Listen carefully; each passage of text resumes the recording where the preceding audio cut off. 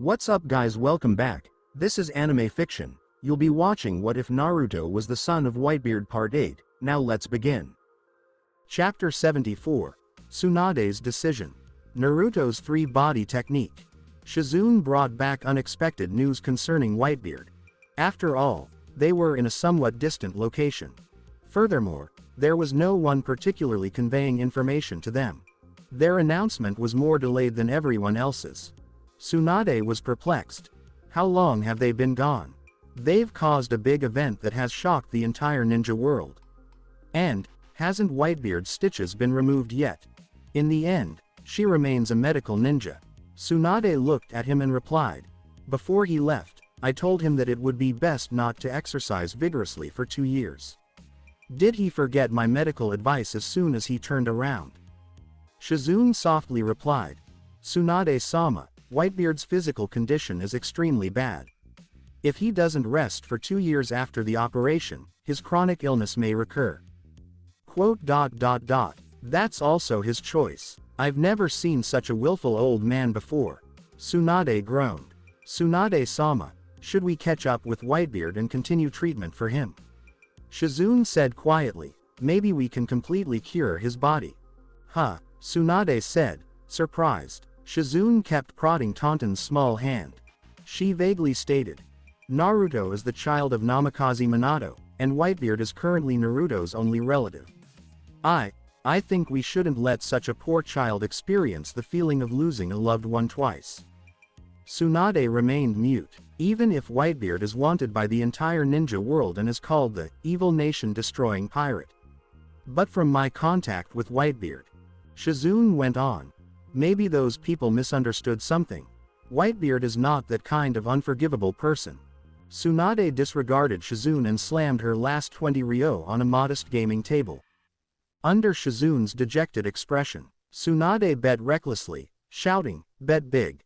Bet big. Bet 6 sixes. What are you dazing for? The casino dealer frantically shook the dice cup, taking half a minute before slamming it on the table. Open. Tsunade gazed intently to prevent the casino from cheating. The dealer quickly opened the dice cup. Then, under Tsunade's startled gaze, the casino dealer carefully pulled away her remaining 20 taels with a bashful smile. Tsunade-sama, do you want to continue? Tsunade says, gamble your ass. You must have cheated. I just didn't see it for now. Let's go. Tsunade stood up with a dark expression. Shisui trailed behind. Soon, Shisui was perplexed to see that the direction Tsunade was heading was not where they were temporarily staying in this town. Tsunade-sama, she gently said, did we go the wrong way? No, Tsunade responded unemotionally. If you lose all your money in gambling, you must earn it back. Earn money? Shisui was surprised. Whitebeard destroyed Grass Ninja Village, and all the wealth of the entire small country ninja village is in his hands. He is probably richer than some nobles. Tsunade said. Shisui shouted. Tsunade-sama, have you accepted my suggestion? Tsunade didn't respond. She was briefly bouncing between Nawaki and Naruto, two extremely similar faces in her imagination. Inside her ears, there is also an echo of Whitebeard's previous statement. The Whitebeard Pirates is a family. Tsunade whispered to herself. What a charismatic old man with full personality charm and ideals that are incompatible with the ninja world. Tsunade-sama, what are you talking about? Shisui could not hear clearly. Tsunade calmly remarked, thinking about how to eat Taunton. Nani. Ninjutsu. Transformation jutsu. Bang. When a person like Kakashi came, Naruto was surprised to see his mature physique. Uncle Kakashi, I've learned the transformation jutsu too. When the 9 tails didn't interfere, Naruto's ability to study ninjutsu was undeniable. I really look like Uncle Kakashi now. Naruto looked at his reflection in a little pond. He was full of amazement. In less than a month, he has learned all 3 body techniques, Kakashi mumbled to himself, a glimmer of emotion in his dead eyes. And he is just a 5-year-old child. Kakashi shook his head and gently approached Naruto, carefully inspecting his altered look. There are some flaws. Kakashi said, "My eyes are double-lidded, but you've transformed into single-lidded eyes. As a ninja, you need to pay attention to very detailed things." Bang! Naruto undone the transformation jutsu, took a long breath, and then used it again. He still changed into Kakashi. "Uncle Kakashi, how about now?" Naruto asked. This time it's good." Kakashi nodded with delight. It seems that Minato and Kushina's kid inherited their intrinsic skill for ninjutsu. Despite living a carefree life and being sheltered by others, Naruto was able to perfect the 3 body techniques in such a short period of time. "That's just wonderful. Uncle Kakashi, teach me some more powerful ninjutsu." Naruto wanted to test it out, the kind that can be used in battle. That way, if there's a fight in the future, my dad won't need to take action. I can do it myself. "We need to test your chakra attribute." Naruto's eager look overpowered Kakashi. Chakra attribute. Naruto rubbed his skull. Kakashi rummaged through his ninja tool bag, eventually pulling out a crumpled piece of paper. "This is chakra test paper," Kakashi said. "As long as you infuse your body's chakra into this paper, you can know what your chakra attribute is. Everyone's chakra attribute is different, so the ninjutsu they need to learn is also different. If a ninja doesn't have fire attribute chakra, then he can't learn fire release ninjutsu. If all attributes are very weak or there is no chakra attribute at all, it means that this person is not suitable to be a ninja." As that's so, Naruto paused for a while. He was concerned about what would happen if he became the later kind that Kakashi indicated. What should he do then? He couldn't conceal. His expression was very unimpressive. "Garararara, stupid son." Whitebeard, who was seated on the side, chuckled and admonished, "Where's your resolve? With your hesitant nature, do you still want to surpass the Hokage?" Whitebeard's remarks instilled bravery in Naruto. He let go of his chakra and injected it into the exam paper Kakashi was holding. Suddenly, the exam paper started to transform. Kakashi's eyes expanded quickly. "No way," he said, looking at the exam paper before turning to face Naruto. His look was really astonished. "What's wrong, Uncle Kakashi?" Naruto was a little concerned. "Wind." Kakashi was surprised. Does the child of Minato and Kushina only have one type of chakra attribute? This wasn't quite what he had expected. "Wind." Naruto rubbed his head in response.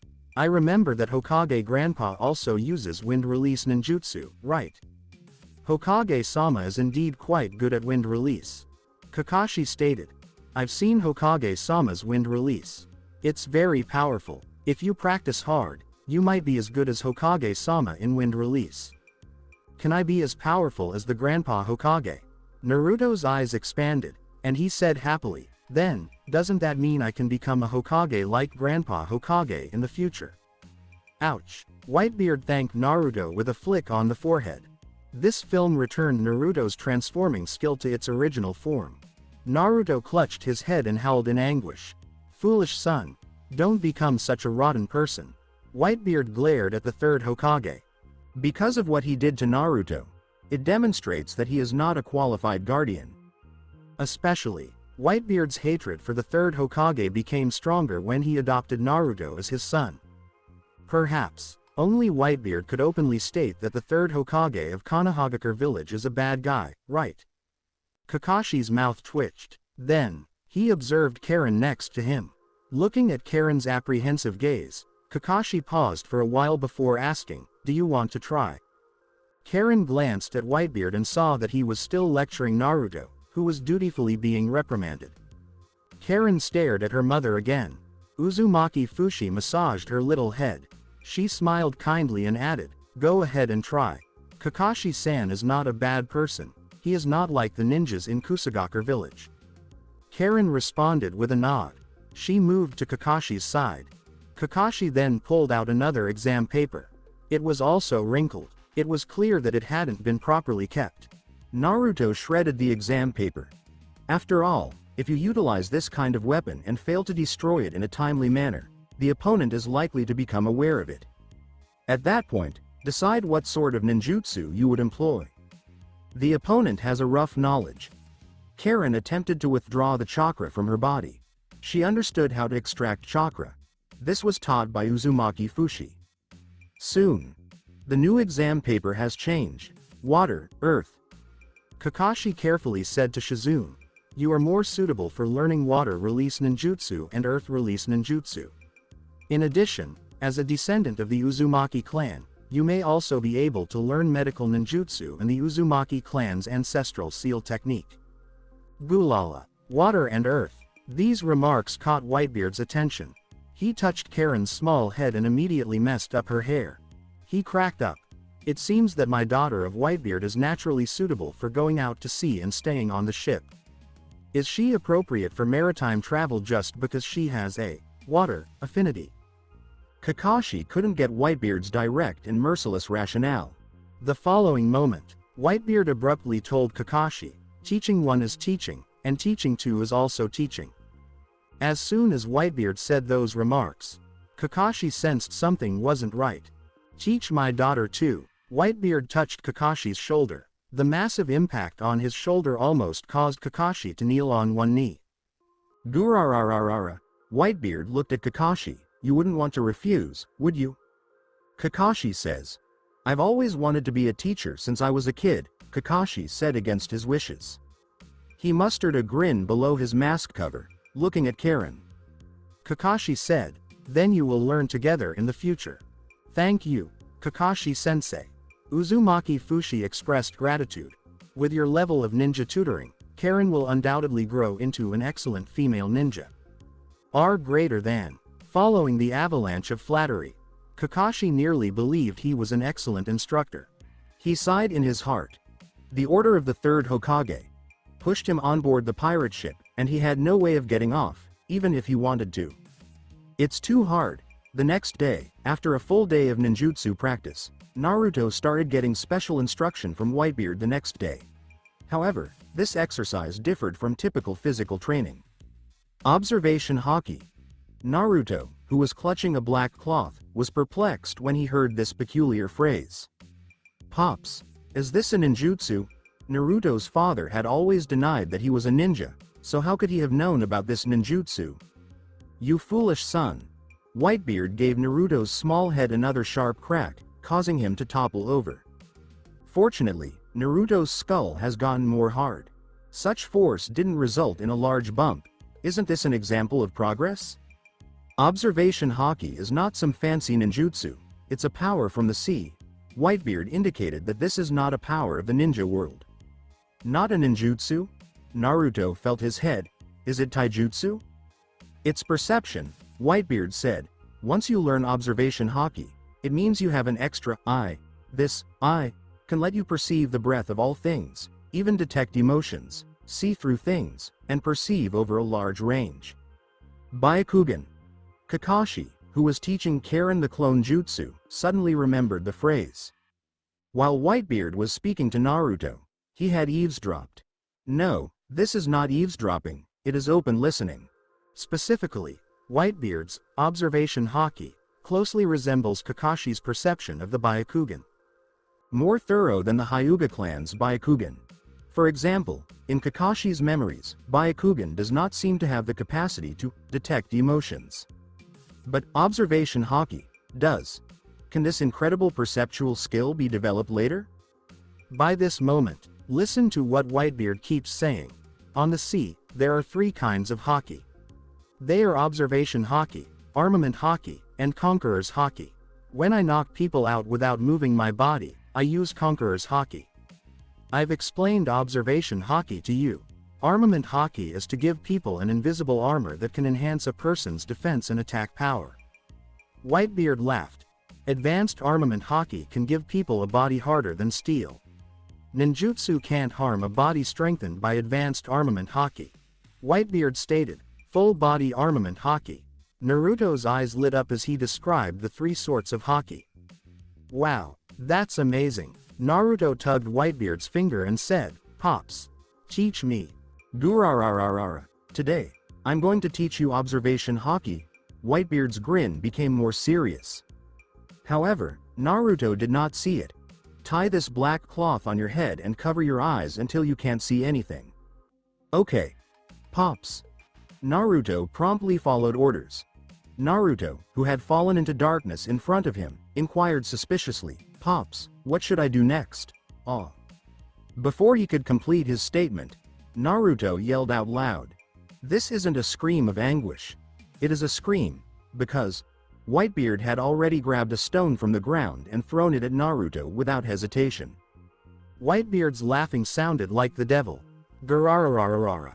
Foolish son, this is the practice method of observation Haki. I have shattered a big stone into 1,000 small stones for you to practice. Dodge as much as you can." During the time when Whitebeard and others departed the land of grass, Uzumaki Fushi saw Whitebeard's unique Naruto teaching techniques.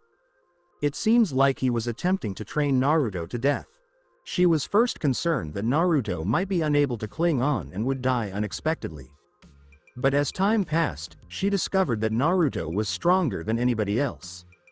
His vigor was tenacious. Even within the Uzumaki clan, such energy is a rare occurrence. However, even if the vitality of the Uzumaki clan is so tenacious, people will die under such special training, right? Uzumaki Fushi gulped discreetly. She gazed at Naruto, who was often shouting in front of her. She even rolled up her sleeves, exposing the bite marks all over it. As long as Naruto showed evidence of being unable to hold on, she would instantly approach and let Naruto to bite her. After all, after spending several days together, she had thoroughly accepted Naruto as a true family member. Exactly what the Pops stated. The Whitebeard pirates. It's a large family. Ah, woo, hiss. Naruto was the only one who let out a series of strange cries. His clothing were already ripped and frayed, and his skin was covered in scars, with many bruises and abrasions. Whoosh! A stone the size of Naruto's hand struck Naruto's abdomen, prompting him to retch while gripping his stomach. Before Naruto could react, another stone swooped across and struck him squarely in the forehead. Bang! And very dull sound. Naruto's body tensed immediately. Blood spilled from his forehead. The body took hundreds of knocks from stones one after the other, and the willpower that had been stretched into a string eventually gave way and shattered. Naruto rolled his eyes white. He collapsed, unconscious. Naruto. Uzumaki Fushi did not hesitate to take out a kunai, inflicting a small wound on her arm, and then forcibly opened Naruto's mouth. Allowing the blood from her arm wound to stream into Naruto's mouth, she attempted to save Naruto's life this manner. Clearly, Uzumaki Fushi overlooked Naruto's cockroach-like vigor. Uzumaki clan plus 9-tailed Jinchuriki plus Asura reincarnation. It's not going to die that easily. However, the blood of the Uzumaki clan is really highly beneficial. Naruto, who should have remained comatose for some time, awoke only a few minutes. It hurts. Naruto opened his eyes to see that he was still in darkness. He stretched out and removed the black rag covering his eyes. Big sister? He instantly saw Uzumaki Fushi's wounded arm. Naruto immediately sat up. How was your hand injured? What's the flavor in my mouth? Why is there a rusty taste? Naruto slapped his lips, and this hot-blooded idiot responded immediately. His eyes expanded.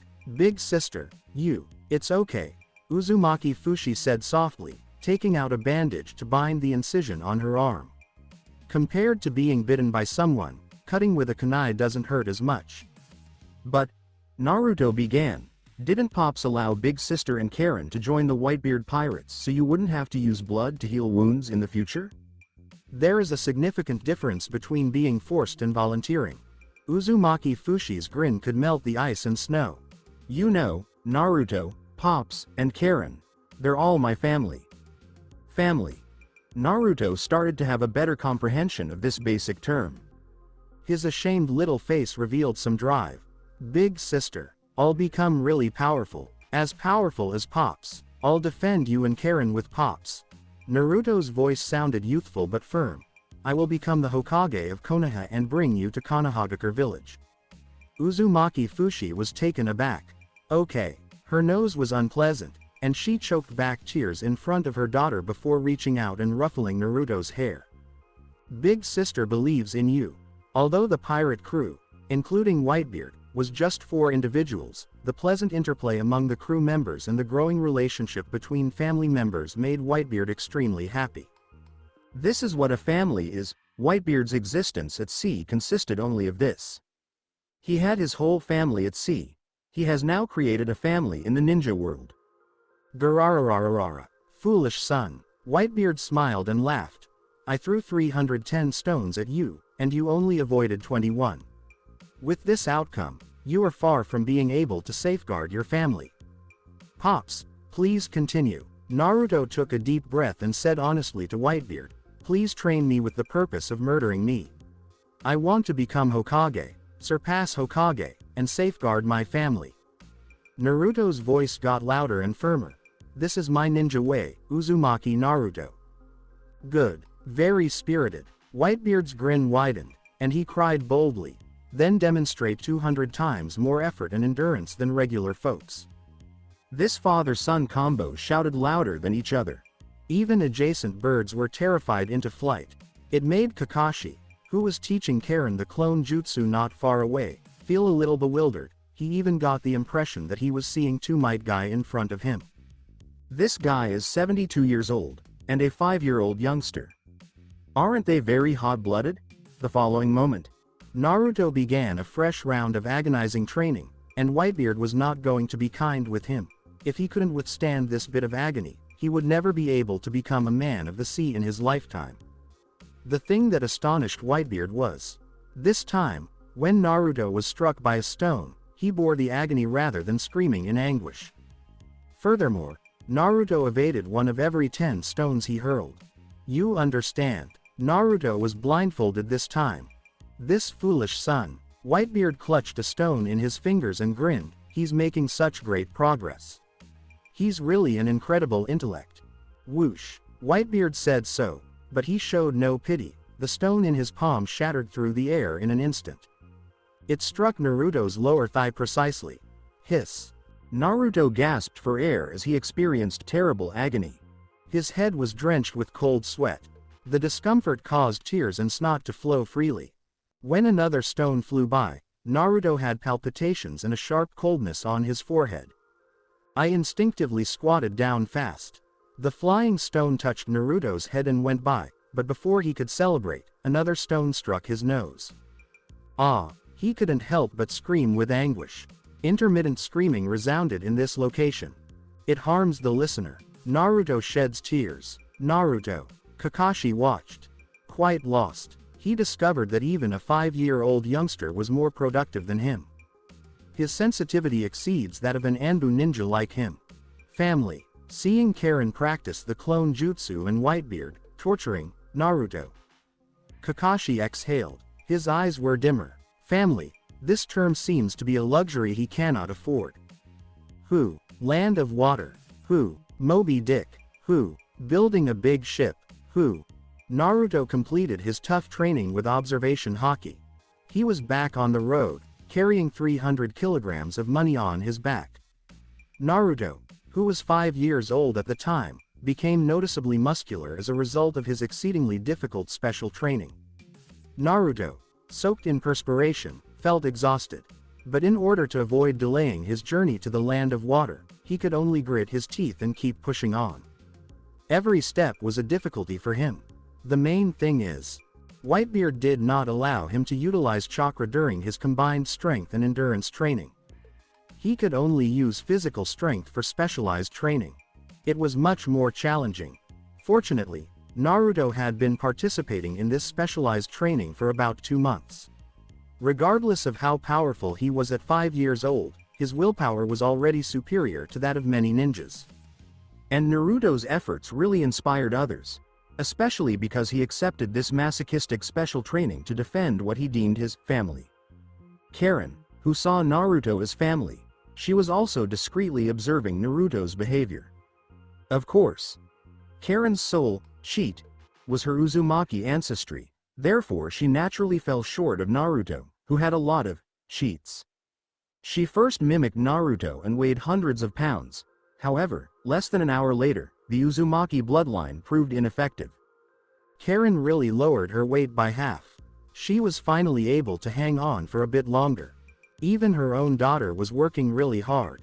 As a mother, Uzumaki Fushi spoke with Kakashi along the road. They were not conversing casually. They were debating sealing procedures. Uzumaki Fushi inherited certain sealing talents from the Uzumaki line, but she spent her life roaming or serving as a tool for the Kusagakure village. She scarcely got a chance to collect her fortune. Now, she was finally free of her wandering destiny. She also let go of her destiny as a tool, in order to assist Whitebeard and play a modest part in the Whitebeard pirates family. Uzumaki Fushi decided to consult Kakashi for guidance, and practice sealing procedures again. Gararararara, what a spirited bunch of fools. Whitebeard seemed to be back at sea, judging by Naruto, Karin, and Fushi's efforts. His boys at sea were likewise very industrious while on the ship. Their efforts weren't only for their personal aspirations. However, they must also fully defend their family's aspirations, to guide their own and their family's aspirations. This is, discover what the Whitebeard pirates are all about. As Whitebeard went, he unexpectedly questioned, Karin, Fushi, what are your dreams? What do you want to do?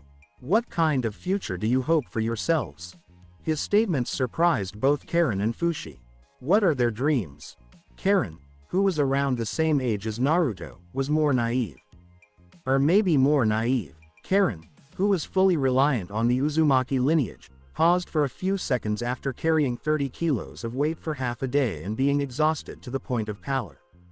Then she said to Whitebeard, Pops, I want to stay with you guys forever. I want to become an excellent female ninja. Although Uzumaki Fushi was a young mother, she was still an adult, after all. She hesitated for half a minute before taking a big breath and said firmly, Since the destruction of the Uzushiogakure village, my life has been like a walking corpse. It wasn't until the appearance of Karin, until your appearance and Naruto's appearance, that my world began to see rays of light that woke me up. I don't have a dream of my own. The only thing I want to do is to protect Pops's dreams, protect Karin's dreams, protect Naruto's dreams. Or rather, protect the dreams of my current family and future family. And the future I hope for is that no family member will be missing. Even if I have to sacrifice my life, I will make sure that the Whitebeard pirates will not lose a single family member. When an adult who has been through many horrible times discusses dreams, the issue will surely get more serious.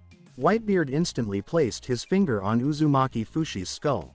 Fushi looked at Uzumaki, stunned and amazed. Whitebeard chuckled and said, Stupid daughter, how can the children of the sea not have their own dreams? Don't let this twisted ninja world affect your heart. His remarks had Uzumaki Fushi absolutely astonished. If, ignoring all forms of darkness in the ninja world, what would she want to do?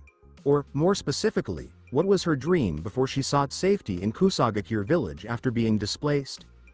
In a trance. Damn it, why did they slaughter our Uzumaki clan? Why didn't they even let go of civilians? Who are you guys? Fushi, promise mom, leave the Uzumaki village and live on. Strive to live on. Live on for the Uzumaki. Damn it, how did I get pregnant? I was just playing around. Don't cling to me. The child in your belly is the future of the Uzumaki clan? Don't joke around. The bloodline of the Uzumaki clan only brings about disaster. Mom, do I have other relatives? She recalled one scene after another, one statement after another. Unconsciously, tears poured down Uzumaki Fushi's cheeks.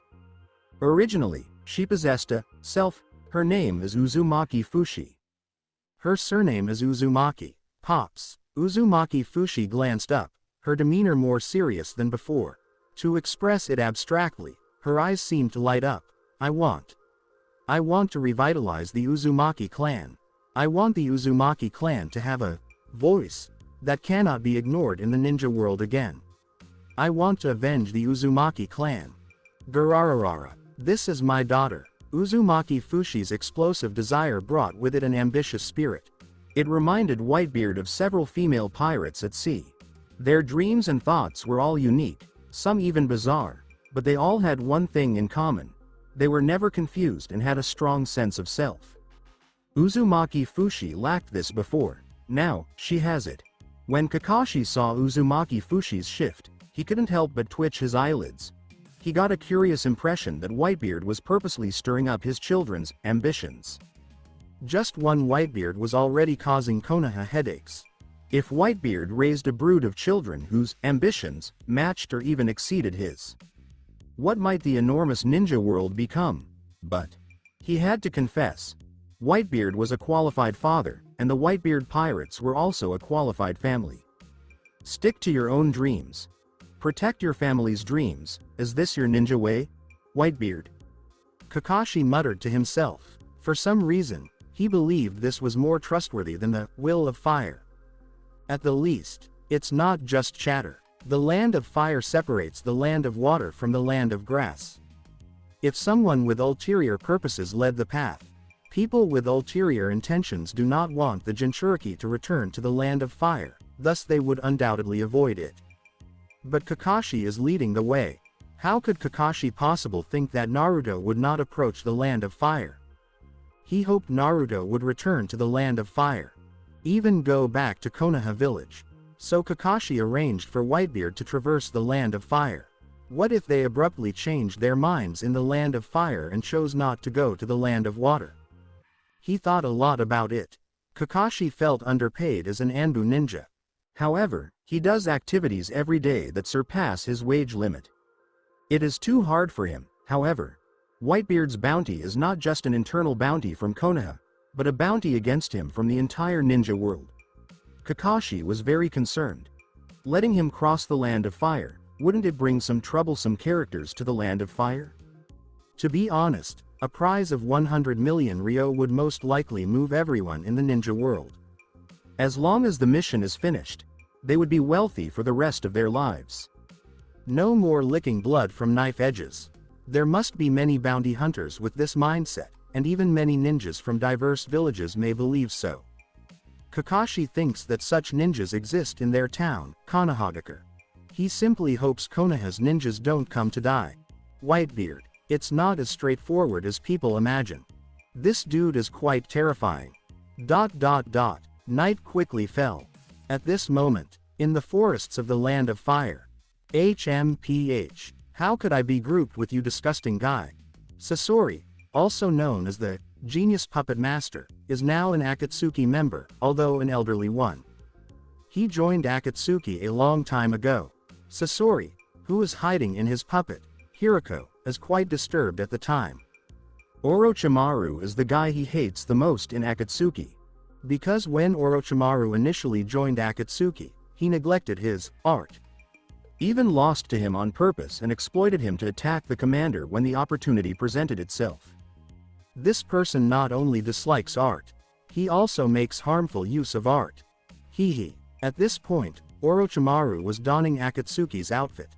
He stood close to Sasori and gave an uncertain laugh. If you don't want to be on the same team with me, you can suggest to transfer me. I have a research project that hasn't been completed yet, and I was forcibly brought here. While saying this, Orochimaru stretched his long tongue and licked his lips. But on the other hand, I'm quite interested in that giant called Whitebeard. If he could become my research subject, I would be even more interested.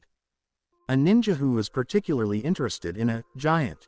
Tsunade, a medical ninja, is joined by Orochimaru, a ninja specializing in human body study.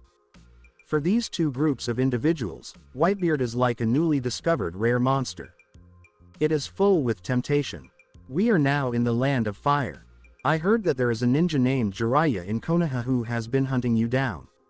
I hope you don't drag me down. Sasori cast a peek at Orochimaru. He laughed. If I find out that you have brought some troublesome people, I will kill you first. Oh, Orochimaru smirked. With your puppet technique, you can't kill me. Orochimaru licked his whole face with his tongue. His face was dripping with translucent saliva. You disgusting guy. Don't force me to kill you now. Sasori, hiding within the puppet Hirako, fluttered his eyes quickly. He had a furious glare in his eyes. Orochimaru grinned and said, you can try. HMPH. Orochimaru and Sasori. These two were arguing on the road while speeding through the woodland. For the last half month, the two had been hunting for traces on the road. Orochimaru and Sasori can be absolutely certain. Whitebeard traveled along this way. Because there are too many traces left along this road. That behemoth known as Whitebeard did not intentionally conceal such traces. He doesn't seem to care. This might be a unique confidence. But that is pretty logical. Even if the Kusagaker village is weak, the character is capable of destroying a ninja village overnight. Such a dude. Indeed, one should have confidence.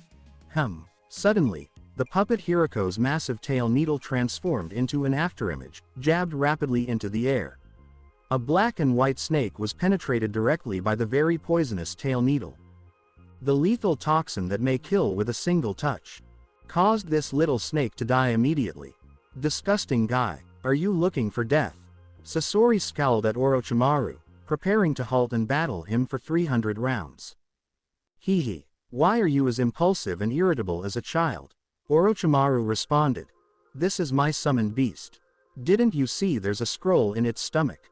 Sasori was taken aback. They discovered a very little scroll tucked within the belly of the black and white snake that had been poisoned and died. If there is snake blood on the scroll, it means that my lovely little snake has found Whitebeard. Orochimaru added. Sasori grimaced and used the puppet to open the scroll, seeing that there was a bloodstain on the blank scroll. Hee. Orochimaru's grin widened. It seems that we will soon be able to see Whitebeard, who destroyed a ninja village with his own power. If my Saiyak beast can find him, it means that he is not more than 2 kilometers away from us. Ninjutsu clone jutsu. Naruto was still not sleeping at night. He deftly split off a clone, and both the corpse and the clone grabbed kunai and dashed for Whitebeard. Naruto said fiercely, Pops. Please be careful, I'm coming. He truly assaulted Whitebeard. Garararara. Your clone is useless in front of observation Haki, stupid son. Whitebeard remained still. He just blew a breath forward. The blast of wind created by this breath dispersed Naruto's clone and led Naruto's body to cry, Wayaya. The stormy wind blew Naruto's corpse away. Naruto, who had fallen to the ground, performed a kip up before standing up again. He picked up the kunai that had fallen beside him. Naruto's face remained full of excitement. Come again. He charged at Whitebeard again, but this time he soared away even quicker than before. He even destroyed a fragile tiny tree and plummeted dozens of meters away. This is also a kind of combat specialized training. Its still, torture, style, are greater than, ouch. Naruto felt as if his whole body was breaking apart. He stretched out and grasped the support beside him, and struggled to get up. But the next second, he realized that what he was holding did not feel right.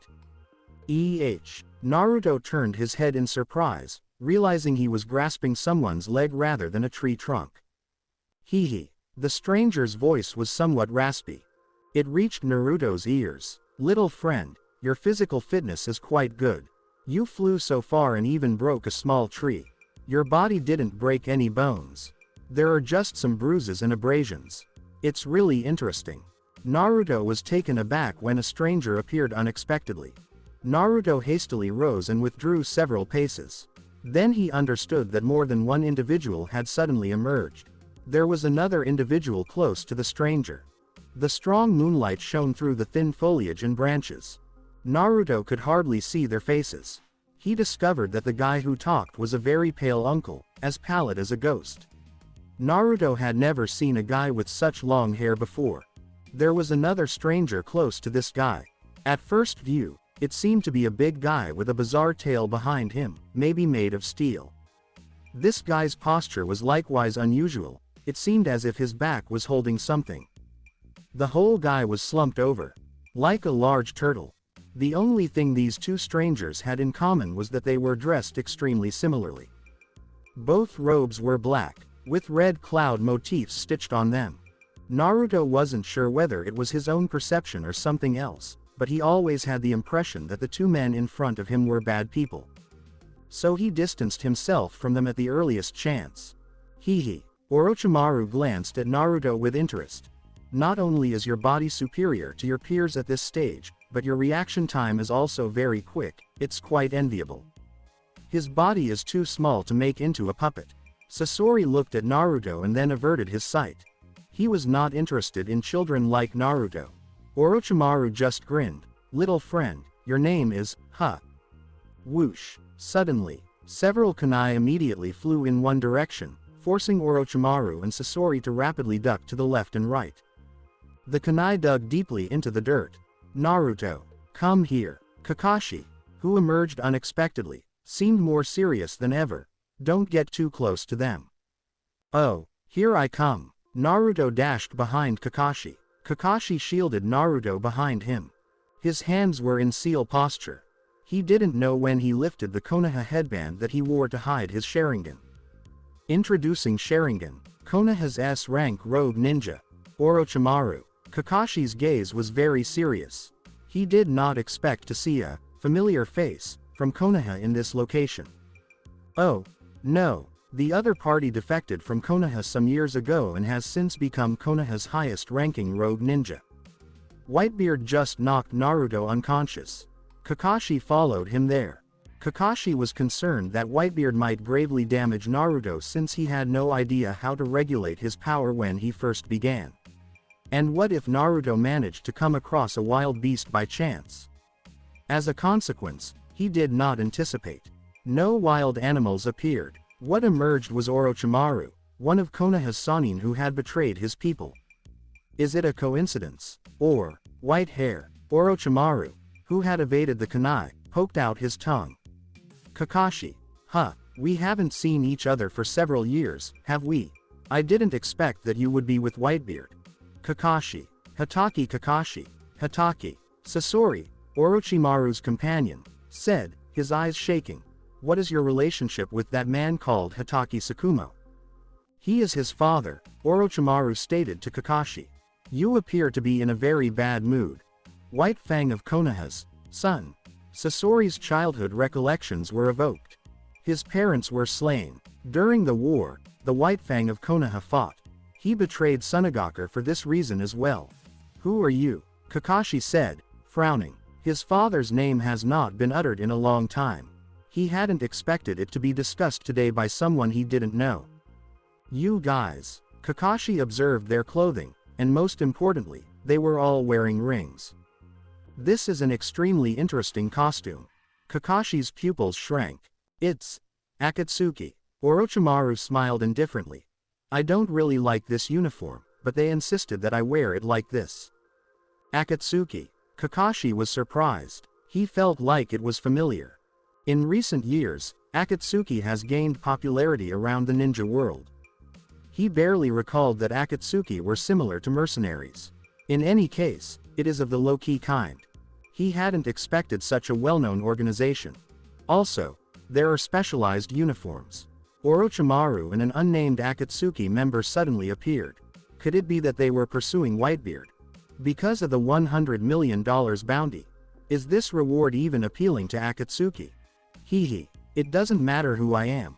What matters is that you are the son of Konoha's White Fang. Sasori commanded his puppet Haruka and was ready to take a lethal stride forward. But just right now, he halted his steps. At the same moment, Orochimaru's face altered somewhat. His attention shifted away from Kakashi and Naruto and onto the big, burly guy behind Kakashi. Scorpion and Orochimaru were engulfed in an unseen, overpowering atmosphere. Like the sound of a battle drum being hammered. It was pounding in everyone's hearts. Gararararara. After a light giggle, Whitebeard's form fully materialized in front of Orochimaru and Sasori. Whitebeard gazed down at Orochimaru and Sasori. His glance conveyed a sense of scorn. Who were these two ninja brats that popped out of nowhere? Whitebeard laughed. The way you two brats are looking at me is really annoying. Gararararara.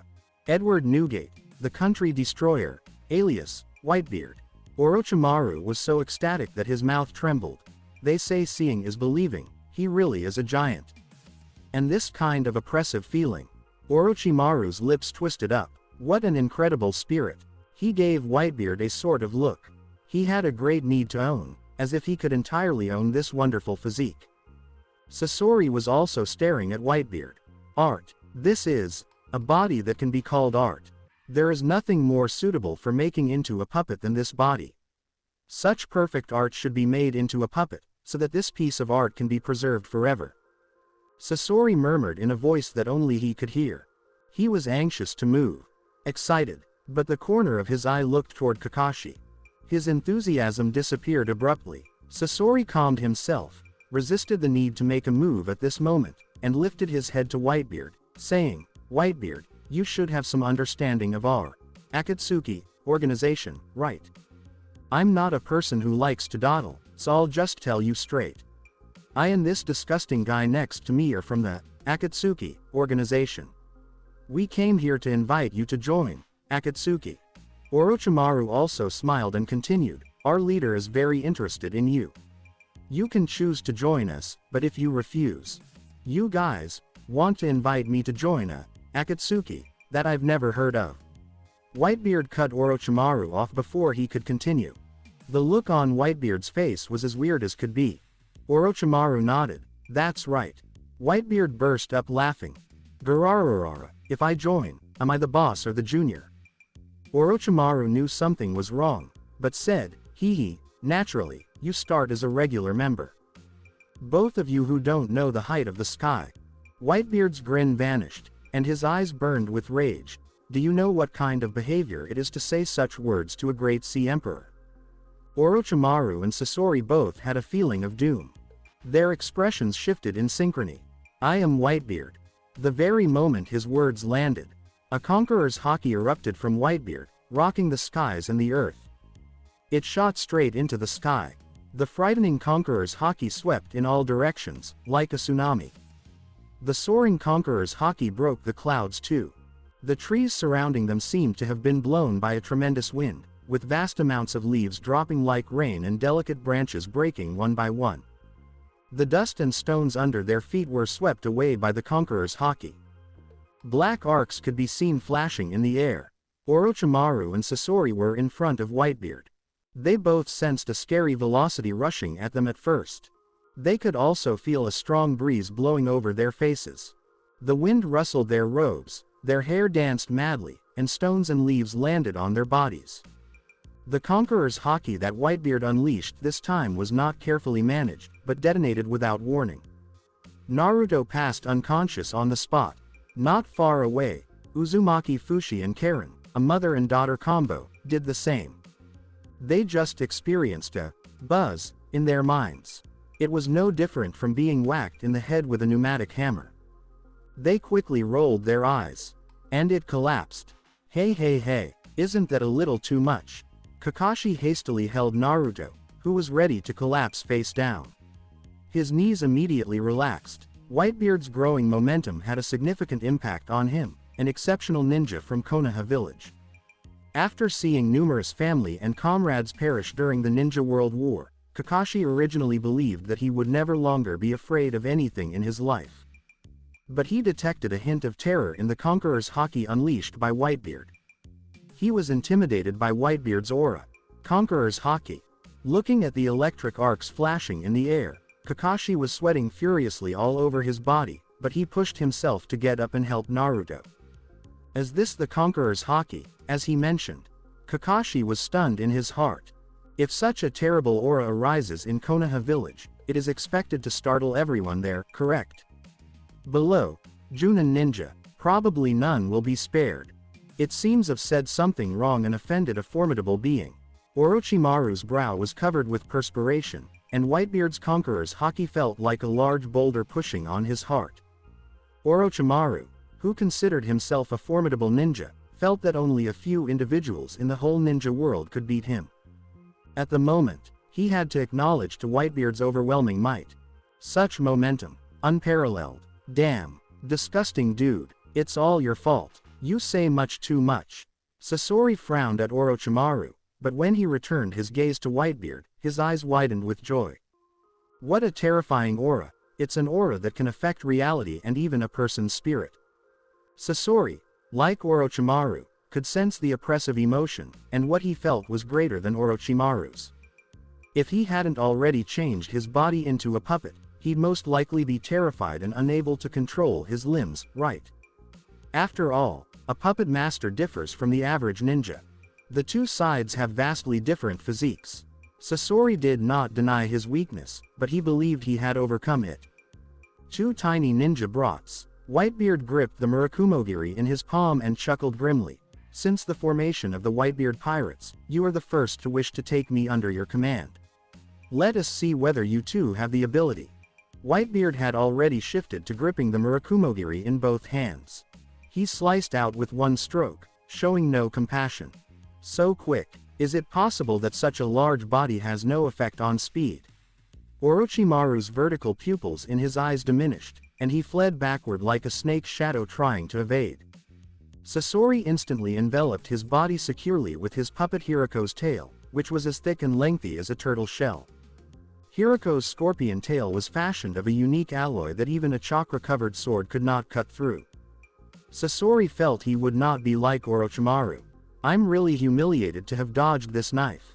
However, the next moment, what? Sasori's puppet-made eyes dilated slightly when he saw a glimmer of light in front of him. Hiroko's scorpion tail, which had been ripped open, allowing a beam of moonlight from outside to flow through. This is not good. His reply was too late. Whitebeard's knife was wrapped in armament Haki. Hiroko was instantaneously divided in two. The real corpse of Sasori is concealed within Hiroko. Also met the same fate as Hiroko.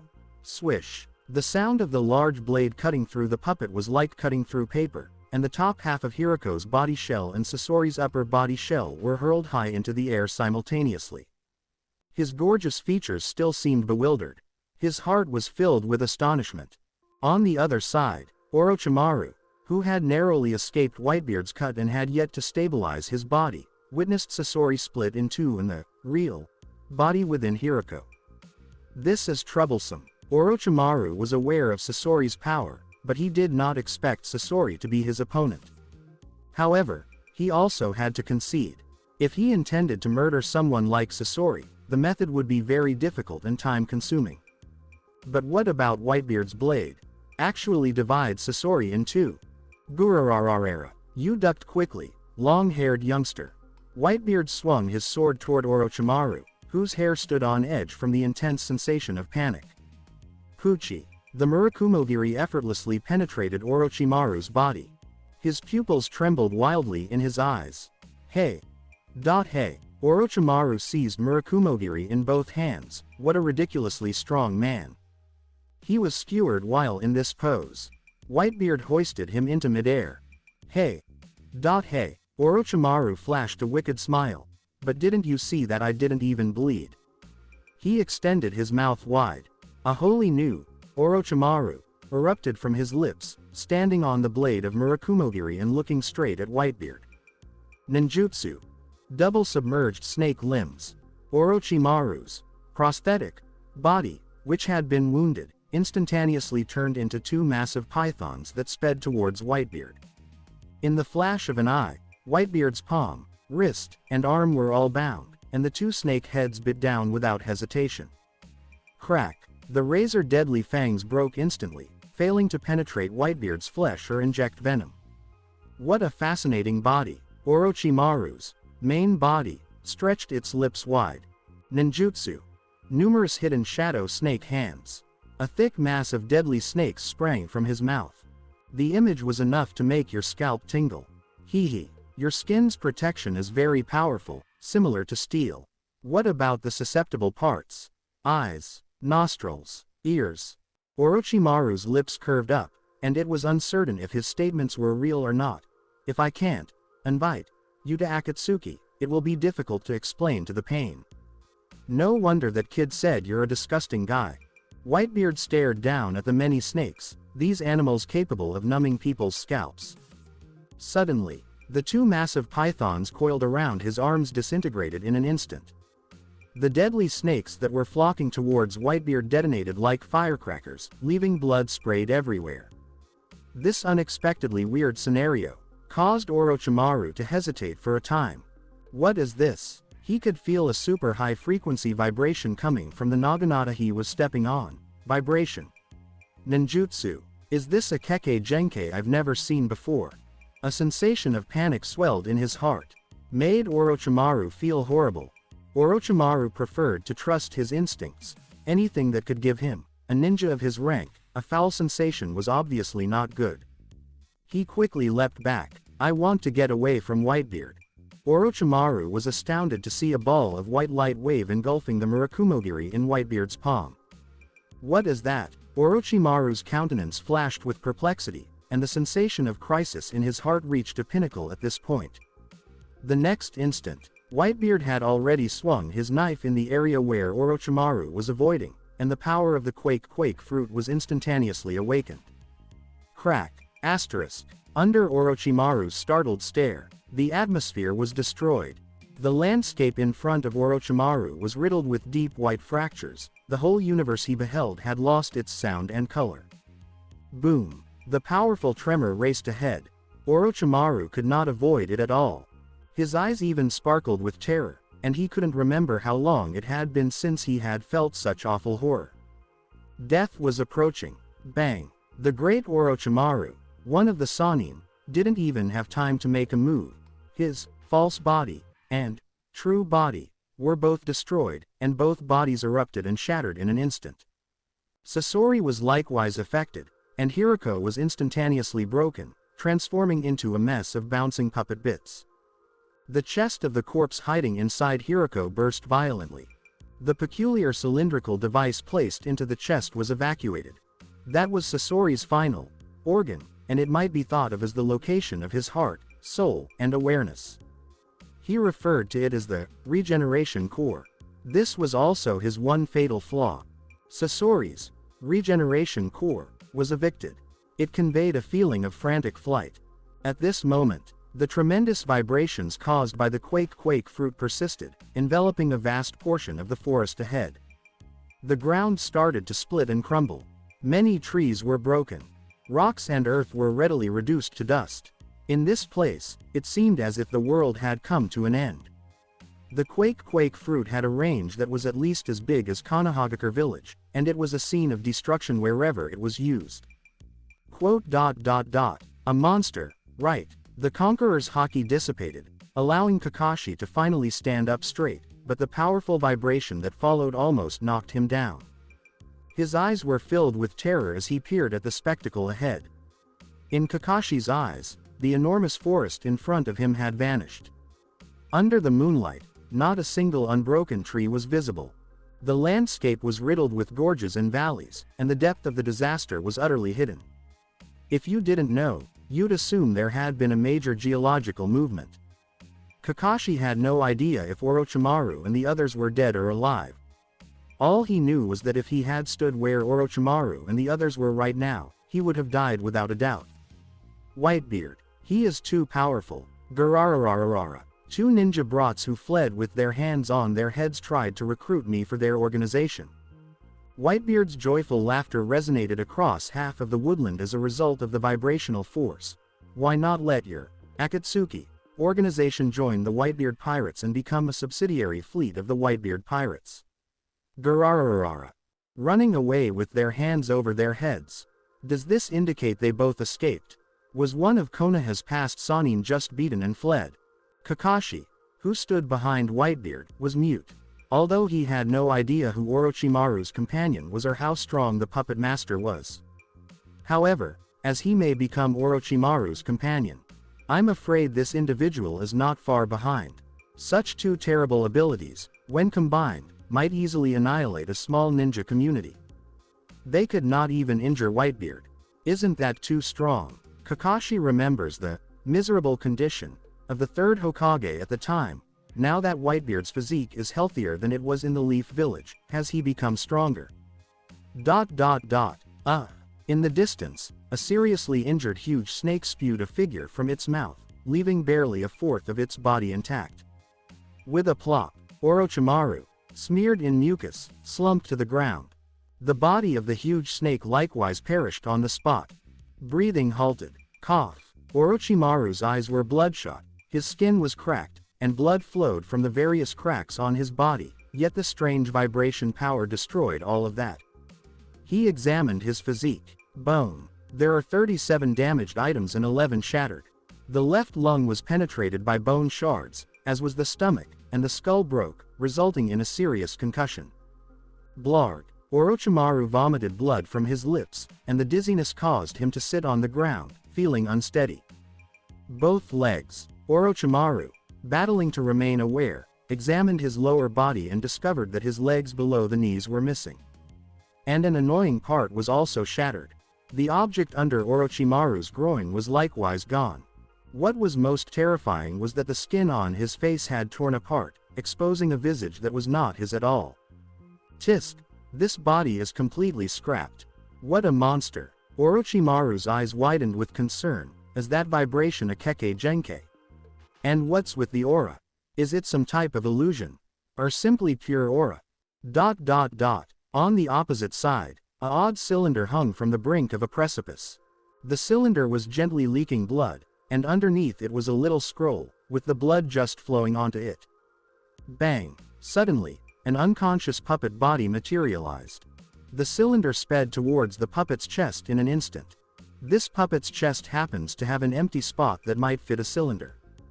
The puppet's eyes opened instantly. This puppet looked just like Sasori. But, the following second, he knelt on one knee. Blood spilled from the corner of his lips. I nearly died. What type of ninjutsu did the white light represent? Sasori was terrified. His close combat prowess was previously limited. Hiriko's attempt to compensate for the weaknesses of close combat was as frail as a piece of tofu in front of Whitebeard. Just now, he felt that the regeneration core was nearly shattered. If he'd paused for a second, he would have died. You really are in a dreadful situation. You made me wait for so long. When Sasori and Orochimaru eventually met, he set a signal and waited for him for an hour. Sasori despised waiting the most in his life, which made him even more repulsed by Orochimaru as he stared at him.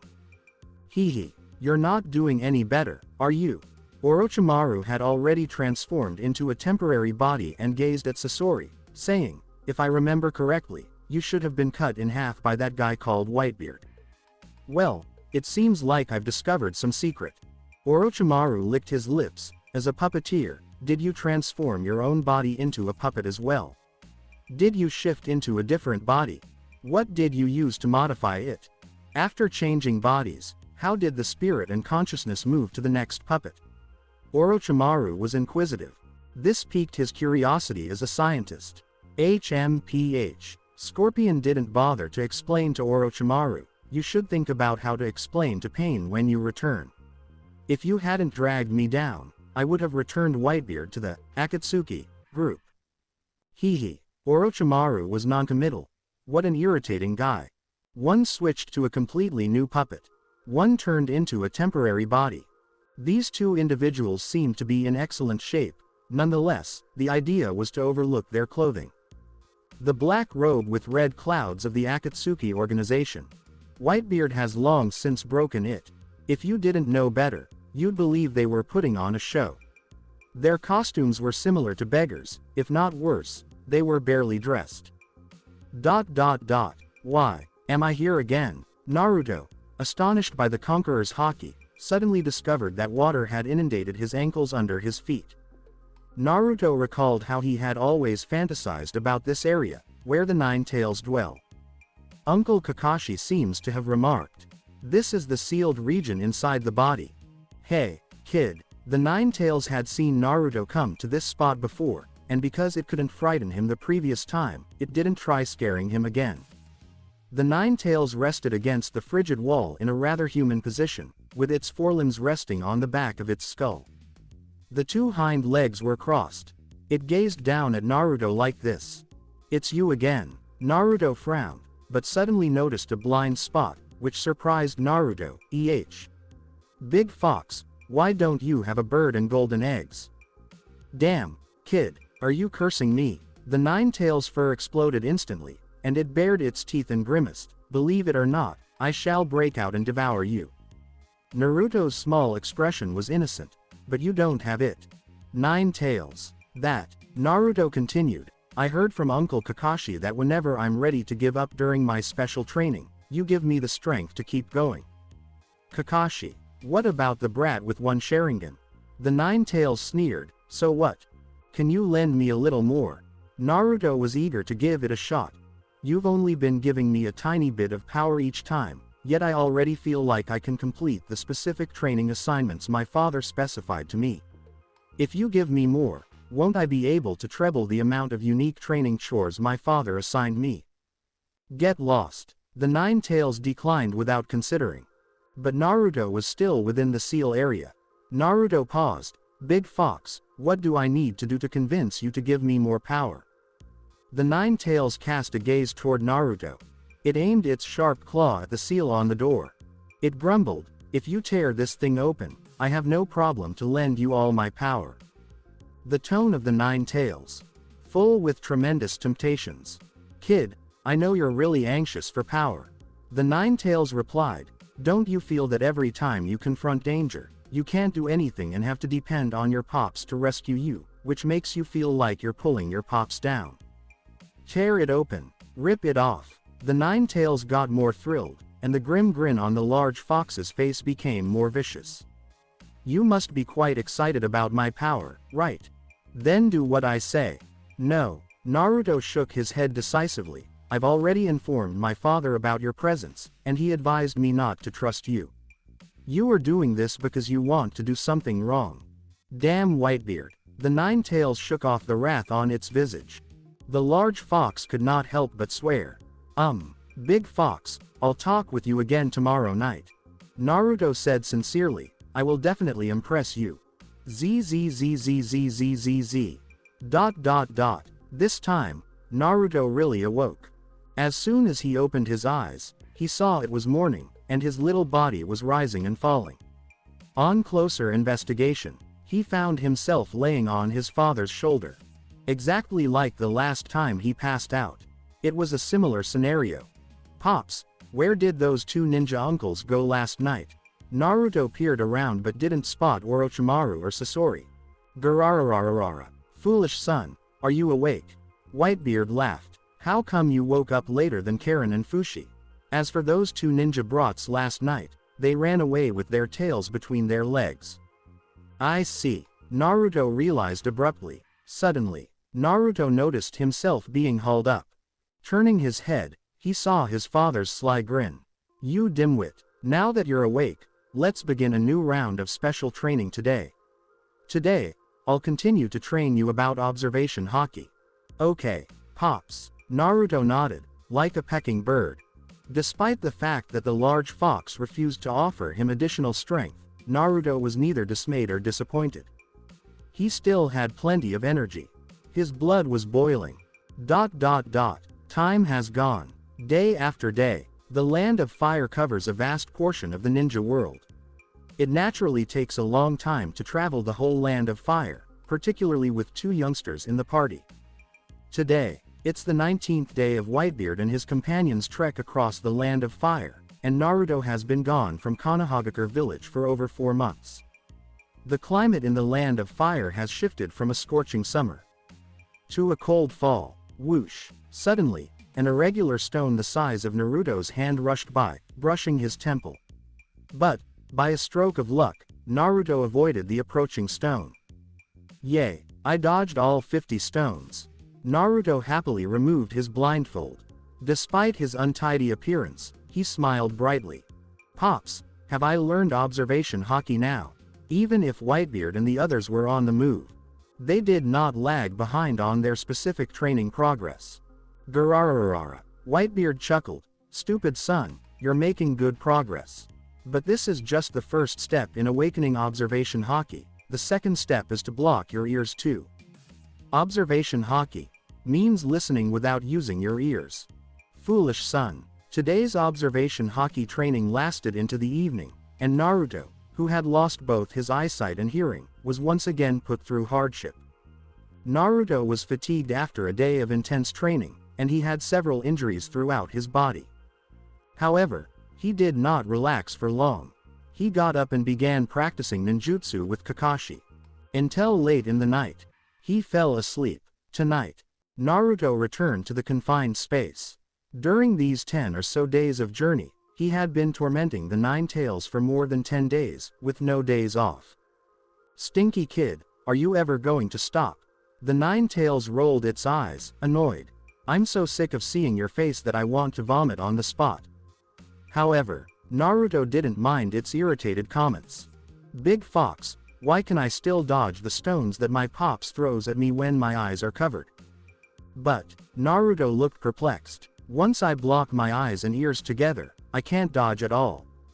Pops said that observation Haki is used for listening. But it's not about using your ears to listen.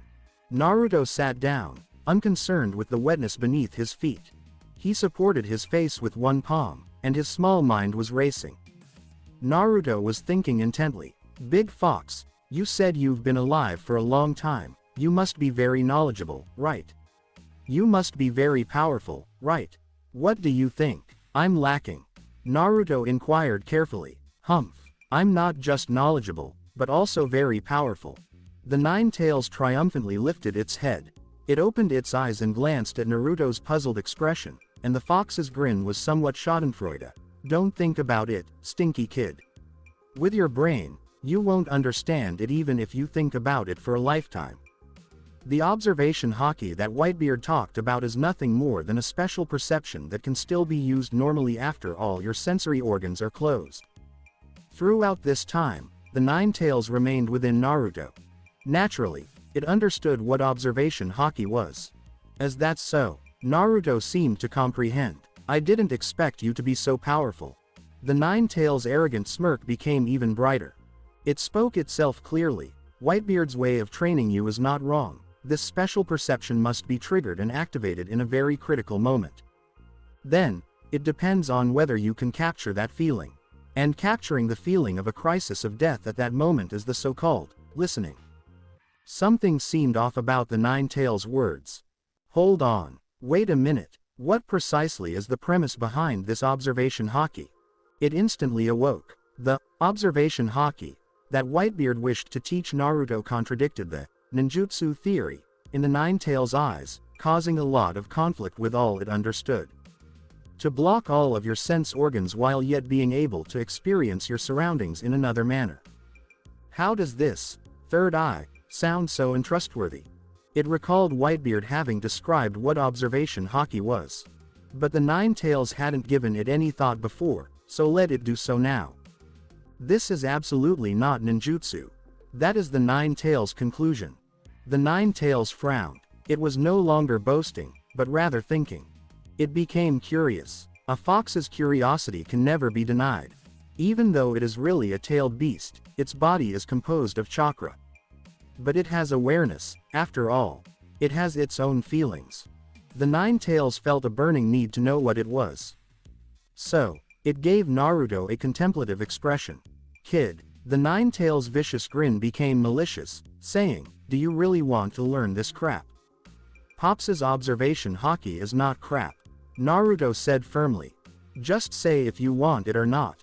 The Nine Tails rolled its eyes. Every time, it mentioned something negative about Whitebeard. This smelly youngster would respond with a few words. I do, Naruto said genuinely. He was still feeling down. But I don't know what to do. I asked Pops, how long will it take for me to awaken observation Haki? Pops said, I'm so young, it will take at least 1 or 2 years. What if your soul can also be trained in your dreams? The Nine Tails' grin widened. Kid, you don't need to lift the seal, you just need to come in. Come in. Naruto gazed at the jail that held the Nine Tails, and the breadth of the prison bars allowed him to fit in. After I go in, you won't eat me, will you? Naruto attempted to inquire. The Nine Tails sniffed bitterly. I'm not as despicable as you think, and I would never do such a thing. It sounds more like something Tanuki would do. Kid, don't you want to learn observation Haki? You don't want to disappoint your pops, do you? Naruto was moved by everything the Nine Tails said. It truly had Naruto figured out. Sure enough, Naruto suddenly stopped hesitating and said, Pops is so good to me, I won't let him down. He overcome his dread of the nine-tailed monster, and actually got up and marched to the front of the locked jail. He measured the breadth with his hand, and squeezed firmly. Kid, you're really brave.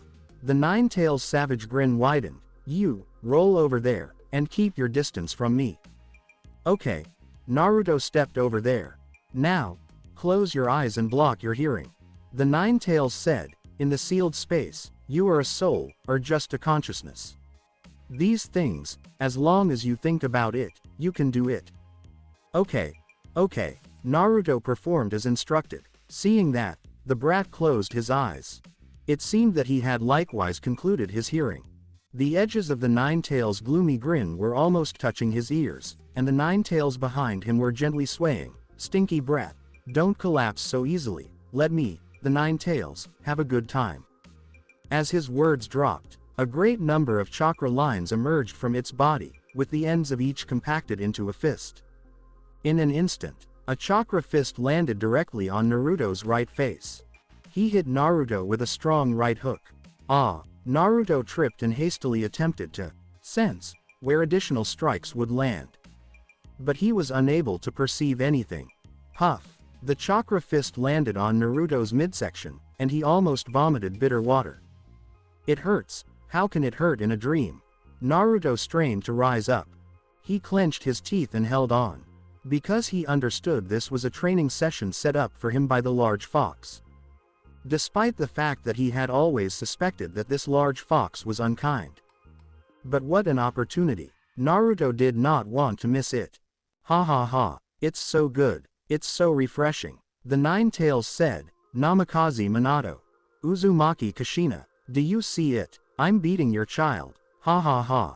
The following day, at 5 a.m., Naruto awoke. He felt that all of his body's weariness had been alleviated by sleeping overnight. But his brain was hazy after being beaten up in a bizarre dream all night. The enormous fox in his body showed no compassion. Naruto had forgotten how many severe strikes he had received. He just knew he was screaming horribly in his fantasy. The large fox received precisely the same training as Whitebeard. However, Naruto merely felt a flood of chakra that was not belong to him erupt in his thoughts. It's the big fox. His sluggish head started to clear up. Naruto was both astonished and pleased. Although the Nine Tails was to blame for Naruto's reputation as a demon fox, he was also aware that he couldn't get rid of it. Instead of regretting, attempt to get along with the large fox. After all, the large fox offered him strength. Made Naruto envious. Thank you, big fox. Naruto said truly in his heart, unsure whether his words could be heard. The Nine Tails' frigid snort rang out. Don't flatter yourself, stinky kid. I'm just interested in that observation Haki. Today, Naruto's unique training was weight-bearing, and his weight has climbed from hundreds of pounds to about 500 pounds presently. It's like he's carrying 3 to 4 people around all day, and he's only 5 years old. How does Naruto seem to be tireless? Uzumaki Fushi realized something was wrong. It's the Nine Tails. Kakashi said, the Nine Tails inside Naruto has lent him more chakra. I heard Naruto say that he has been dreaming of the Nine Tails these days. According to Kakashi, he should have learned how to communicate with the tailed beast, and the tailed beast inside him is also willing to communicate with him. Speaking about this, Kakashi breathed a sigh of relief. If the Nine Tails within Naruto is a tailed beast that dislikes communication, I may be always concerned. Concerned that this tailed beast would suddenly lose control one day. But if the Nine Tails can communicate, Naruto has the potential to become the ideal Jinchuriki. In that circumstance, the tailed beast within Naruto would no longer be a danger, but rather a tremendous benefit to him. Suddenly, an air swept across his face, bringing some dampness and a distinct fragrance from the ordinary breeze. Garararara. The familiar sea wind made Whitebeard, who was strolling in front, laugh out loud. Stupid sons and daughters. Just now, I have already smelled the sea. The sea is right ahead. See, Karin said, looking forward with interest. Pops, it's so blue ahead. Despite wearing spectacles at a young age, Karin could still see the vast blue sea in the distance. Karin glanced up slightly. She could also see the seabirds, which were quite different from the birds in the deep forest, circling over them. What a white bird, Karin exclaimed. She became a little hungry and ready to taste. These big birds should be delicious when roasted. During her time with Whitebeard, Karin's reclusive demeanor, induced by the gloom of the Kusagakure village, had already shifted. Pops, Naruto, and Mom. These individuals are constantly treating her with the love of a family. No, it's not like a family. They are a family. Garararara. That's a seagull. Whitebeard twisted with Karin's hair and laughed heartily. Good men on the sea can't just eat seagulls. When you're lost at sea, if you see a seagull, it means you can survive. As long as you sail in the direction the seagull is flying, you will always be able to escape danger and return to land. In short, any seabird on the sea is a good omen for pirates. Whitebeard said in a wistful tone, some seabirds on the sea even carry a package. The package contains newspapers, and if you give it money, it will give you newspapers. Naruto was likewise drawn to Whitebeard's statements. How amazing, Naruto remarked, a bird that delivers newspapers. Gararararara. That's called a news bird. Sighing, that's a bird from my hometown. I just don't know if it exists in the ninja world. Kakashi was clutching a book titled My Uncle's Bird is So Small. He purchased it on the road while passing through a town. Kakashi was reading My Uncle's Bird is So Small with a flushed face. He said, as far as I know, there is no such bird in the ninja world. But if we train a bird-type ninja beast, maybe, we can train this kind of bird. He was also explicit that once they arrived to the coastline region of the Land of Fire, Whitebeard would abduct Naruto and flee to the Land of Water. Then they would visit the Land of Water's shipyard to create that Moby Dick. But even if he was aware of this, what could he do? Rather than fretting about it, it is preferable to read books. Meanwhile, on the other side, a bunch of ninjas wearing different root masks, as well as a Konoha ninja who isn't wearing one. They were traveling fast along the same path. Uchiha Shisui, what did you just look back at? Is there anything unusual behind? A root Junin paid close attention to Shisui's modest movement. Uchiha Shisui shook his head, no. This collection of individuals included Uchiha Shisui and root ninjas. HMPH. The root Junin growled coldly, don't forget what your mission is this time. A little negligence will result in a total loss. Shisui nodded, sparingly using words, I know. A while back, Uchiha Shisui met Shimura Danzo on his way home. Danzo advised him of several issues as per the Hokage's order. At the same moment, he handed Shisui an order. Use those extraordinary eyes to command Whitebeard. Shisui still recalled the essential things Danzo had stated. If the Jinchuriki loses control, even if it's because of Whitebeard, the village will still suspect the Uchiha clan. Shisui, you don't want this to happen, do you? Your eyes are the piece given to the Konoha by our ancestors. As long as they are used properly, the village and the Uchiha clan can enter a long period of peace. Shisui, this is not only my idea. This is also the idea of the third Hokage, Kaharu, and Homura. Whether Konoha can be peaceful depends on how you use your eyes. I'll give you 3 days to think about it. I hope you won't let Konoha fall into war. It must be argued that Danzo had Shisui under his grip. Every word he uttered struck Shisui hard.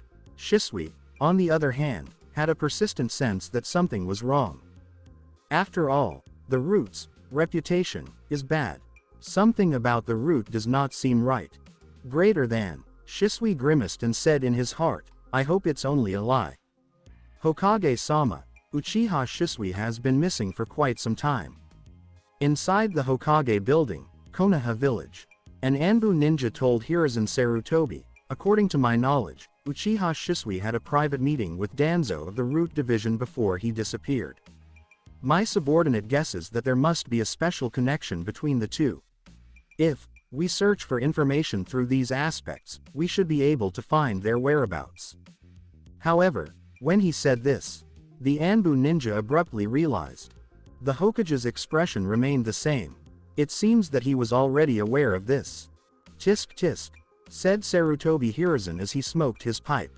He was glancing at the official paperwork on his desk, casually responding, I know, let's not worry about the two of them for now. I have a task for you. Pay attention to the reaction of the Uchiha clan after Shisui disappears.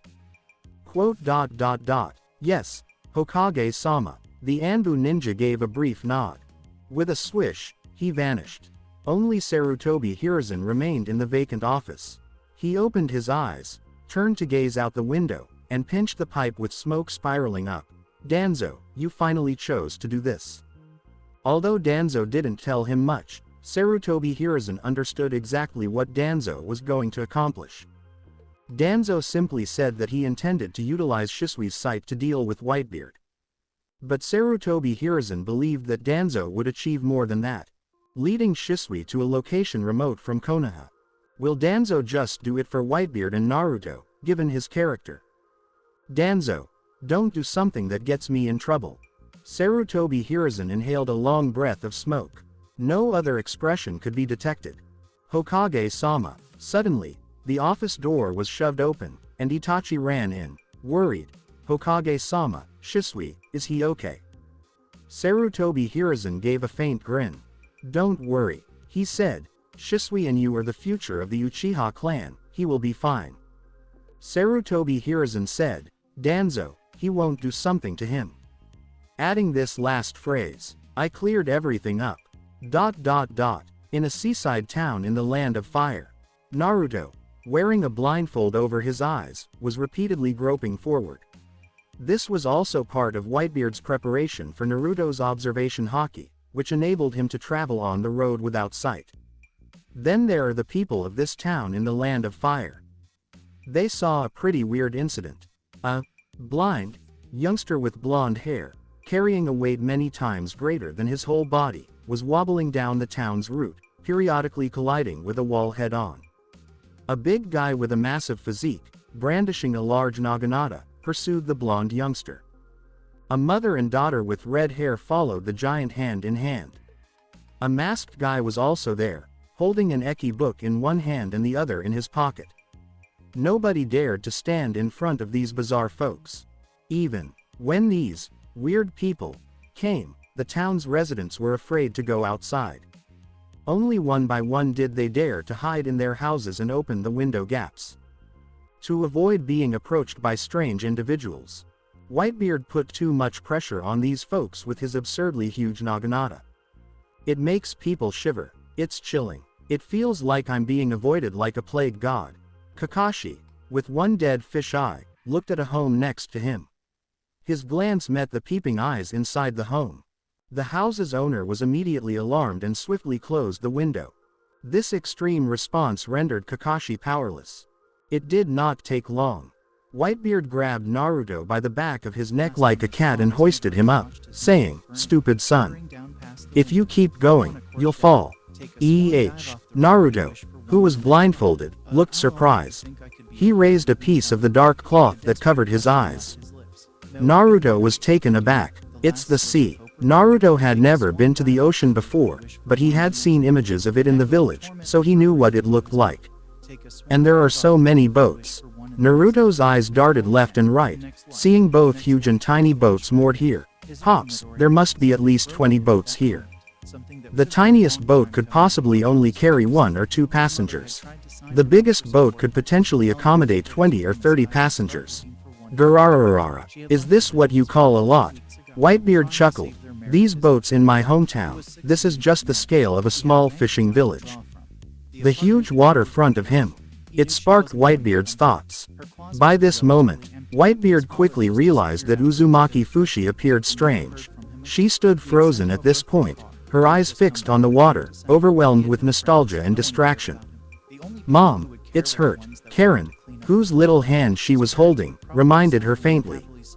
Oh, I'm sorry Karin.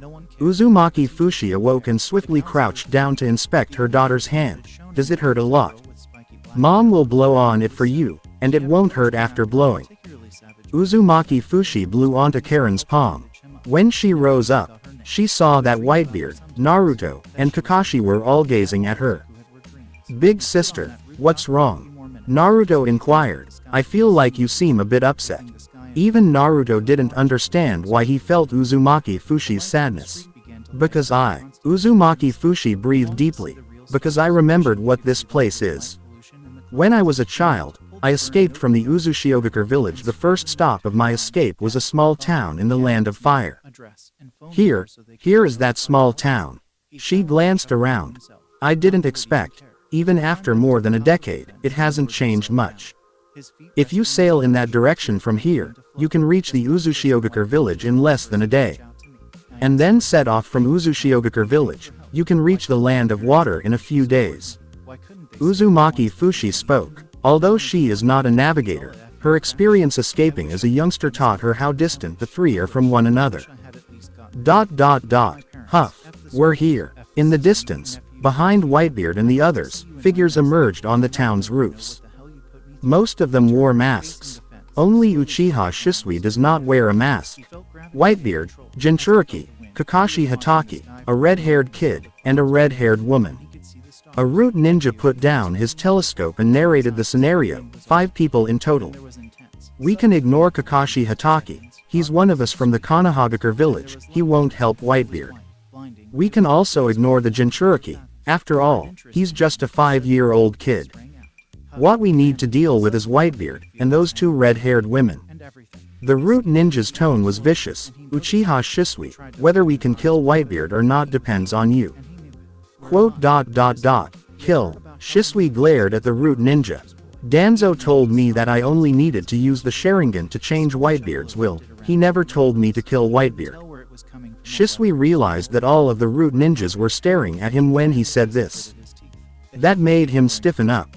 Plans can change during a mission, it's normal, this is the latest instruction from that person. The root ninja explained. Uchiha Shisui, you don't want to carry out the mission. The root ninja's tone was threatening. It's unfortunate Konoha has finally trusted the Uchiha clan, but do you want the entire Uchiha clan to be distrusted by Konoha from beginning to end? You need to think clearly. The future of Konoha and the Uchiha is in your hands. Prove your will of fire. Uchiha Shisui. This collection of words is well known across the root division. The goal is to keep Uchiha Shisui from turning against them midway. Apparently, his words worked. Shisui's eyes reflected doubt and effort. Were flung behind him. Let's start the mission. Uchiha Shisui breathed deeply and said, the Koto Amatsukami in my eyes has a very long cooldown time. Once I use this extremely special eye technique, the next time I want to use it, it might be more than a decade later. That is to say, we only have one chance. If we don't seize this opportunity, the mission will fail. What? More than a decade? The root ninja next to him was surprised. Wait a minute. The visage under the root division mask frowned. You never said the side effects were so big. He inquired. Is it one eye cooling down for more than a decade, or both eyes? The root ninja's tone was somewhat worried. The scenario went beyond his original expectations. Why do you ask this? Uchiha Shisui said, surprised. It seems to have nothing to do with you, root, right? Shisui was unaware that the root division ninja who was farthest away from him and seemed to be on watch behind them was constantly listening on their chat. When the root ninja overheard the exchange, the sole eye visible beyond the bandage beneath the mask shrank. The creases on his face shook even more. Irrelevant. How can it be irrelevant? If these set of eyeballs must cool down for more than a decade after being used once, what use is it to Danzo, who want to steal them? Yes, Danzo is one of many root ninjas. Danzo does not want individuals like Whitebeard to live in this planet. He does not want the Jinchuriki to be outside of his authority. He does not want the Uchiha clan to have such menacing eyes. Therefore, Sarutobi Hiruzen's non-interference allowed him to surreptitiously contact Uchiha Shisui under his name. He intended to utilize Uchiha Shisui to kill 3 birds with 1 stone. Allow Uchiha Shisui to control Whitebeard with Koto Amatsukami before killing the very frightening figure. When Uchiha Shisui's chakra is exhausted and weak, he will attack Shisui's eyes. Finally, catch the Jinchuriki and conceal it in the root, transforming it into his tool. In this manner, eliminate Whitebeard's menace by possessing the Mangekyo Sharingan and a 9-tails Jinchuriki. The next Hokage of Konohagakure village. Who else could it be except him? Even if the monkey person refuses to abdicate, he merely has to utilize Shisui's gaze to persuade the Jinchuriki to be faithful to the root. Then, utilize Koto Amatsukami again to sway the monkey's decision. Allow him to abdicate and relinquish the authority of the Hokage. Humph. By then, I'll be Hokage. However, Uchiha Shisui just recently shared this knowledge, caused Danzo to recognize that the situation had altered. If the cooldown time for Uchiha Shisui's eyes is lengthy, the strategy to kill 3 birds with 1 stone will be futile.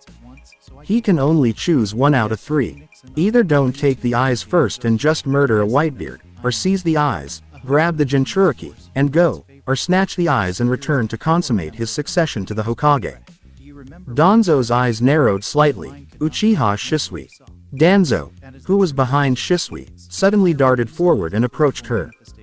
He stated in a voice that was not his own, "I suddenly received an order from Danzo-sama. The plan to assassinate Whitebeard has changed again." Shisui's eyebrows did not relax. Changed again. What are you, Root, guys up to? Because Danzo-sama realized you didn't want to do this. Danzo, disguised as a Root ninja, stated, "You've been hesitating from the start. And if your eyes cooldown is too long, they really shouldn't be used here. They should be used in more critical places." Uchiha Shisui did not refute. He didn't believe Danzo's severe approach could eradicate the danger of Whitebeard to Konohagakure village. Shisui's viewpoint. Perhaps the Konohagakure village might attempt to accommodate Whitebeard. Instead, reject Whitebeard from top to bottom. If they do so, it will just fuel their animosity. Shisui, Danzo-sama has asked me to ask you a question. Danzo's gaze narrowed to a slit.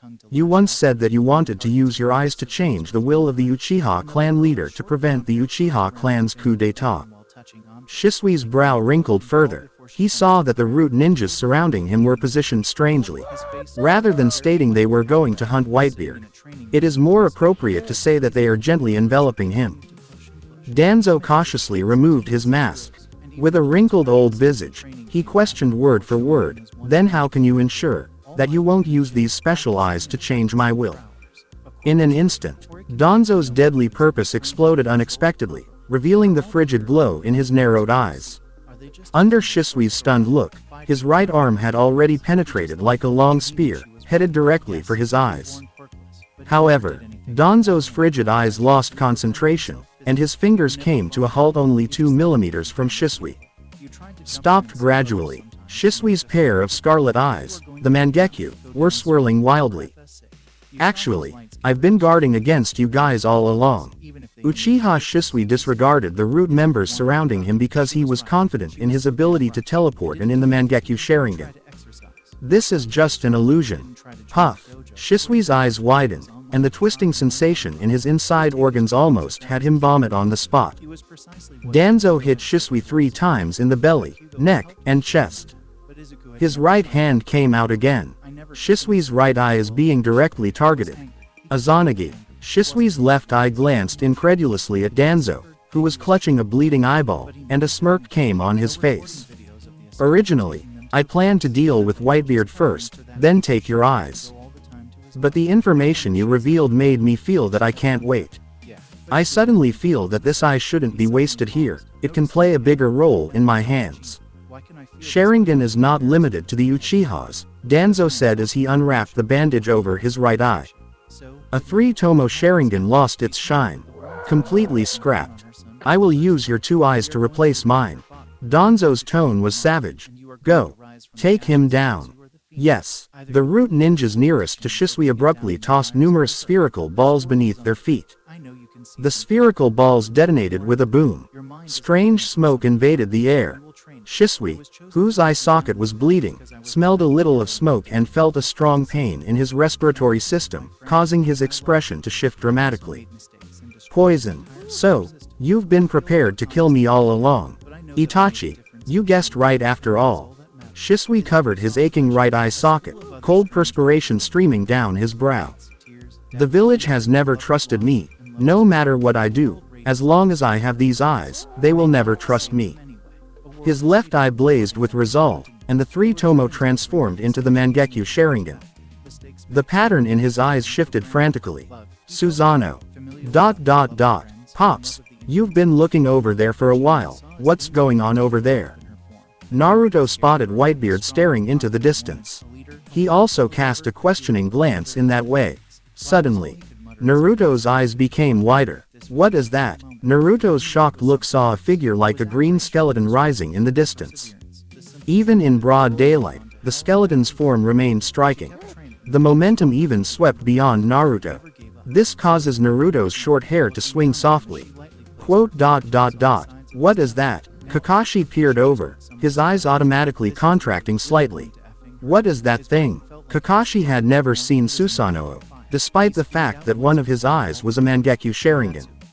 Uzumaki Fushi swiftly drew Karin behind him. Karin, stand behind me. She spoke earnestly. Whitebeard was the only one in the field whose face remained unchanged. Whitebeard squinted his eyes and observed the scenario in the distance. Garararara. He chuckled with delight. It's a really big guy. It's even taller than the giants on the sea. The green skeleton they observed was at least 20 meters tall. And the green skeleton seemed to have just an upper body. Pops, do you know what this is? Naruto swallowed a mouthful of spit in the dark before returning his gaze to Whitebeard. Whitebeard said boldly, I don't know. Kid, don't ask Whitebeard, ask me. A startling voice boomed in Naruto's thoughts. Naruto was surprised. Big Fox. Kurama's irritated voice continued. I didn't expect to encounter the Mangekyo Sharingan in such a ghost place. Mangekyo what? Naruto was surprised. Mangekyo Sharingan. Are you listening carefully, you little kid? The Nine Tails grumbled. Huh. That skeleton is a technique of the Mangekyo Sharingan. Its full name is Susanoo. Naruto turned around and told Whitebeard and the others, Pops.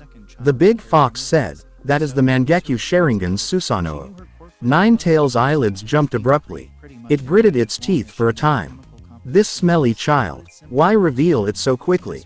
Mangekyo, Sharingan, Susanoo. Kakashi reflexively felt his own Sharingan. So, over there, is there a person from the Uchiha clan? A child of the Uchiha clan. Whitebeard was acquainted with this family, having seen unruly Uchiha children in Konoha village. He also introduced Naruto to a buddy from the Uchiha clan. Named Uchiha Sasuke. A rumbling sound sounded from a distance right now. Flames and smoke erupted in circles. It seems like the struggle has begun. Huff, huff. Damn, the poison not only affects my chakra. It's also damaging my body. Shisui, who was shielded within Susanoo, seemed pale.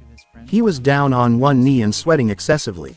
Moreover, the impact of Susanoo on body cells is much greater than I thought. This is the first time I used this technique.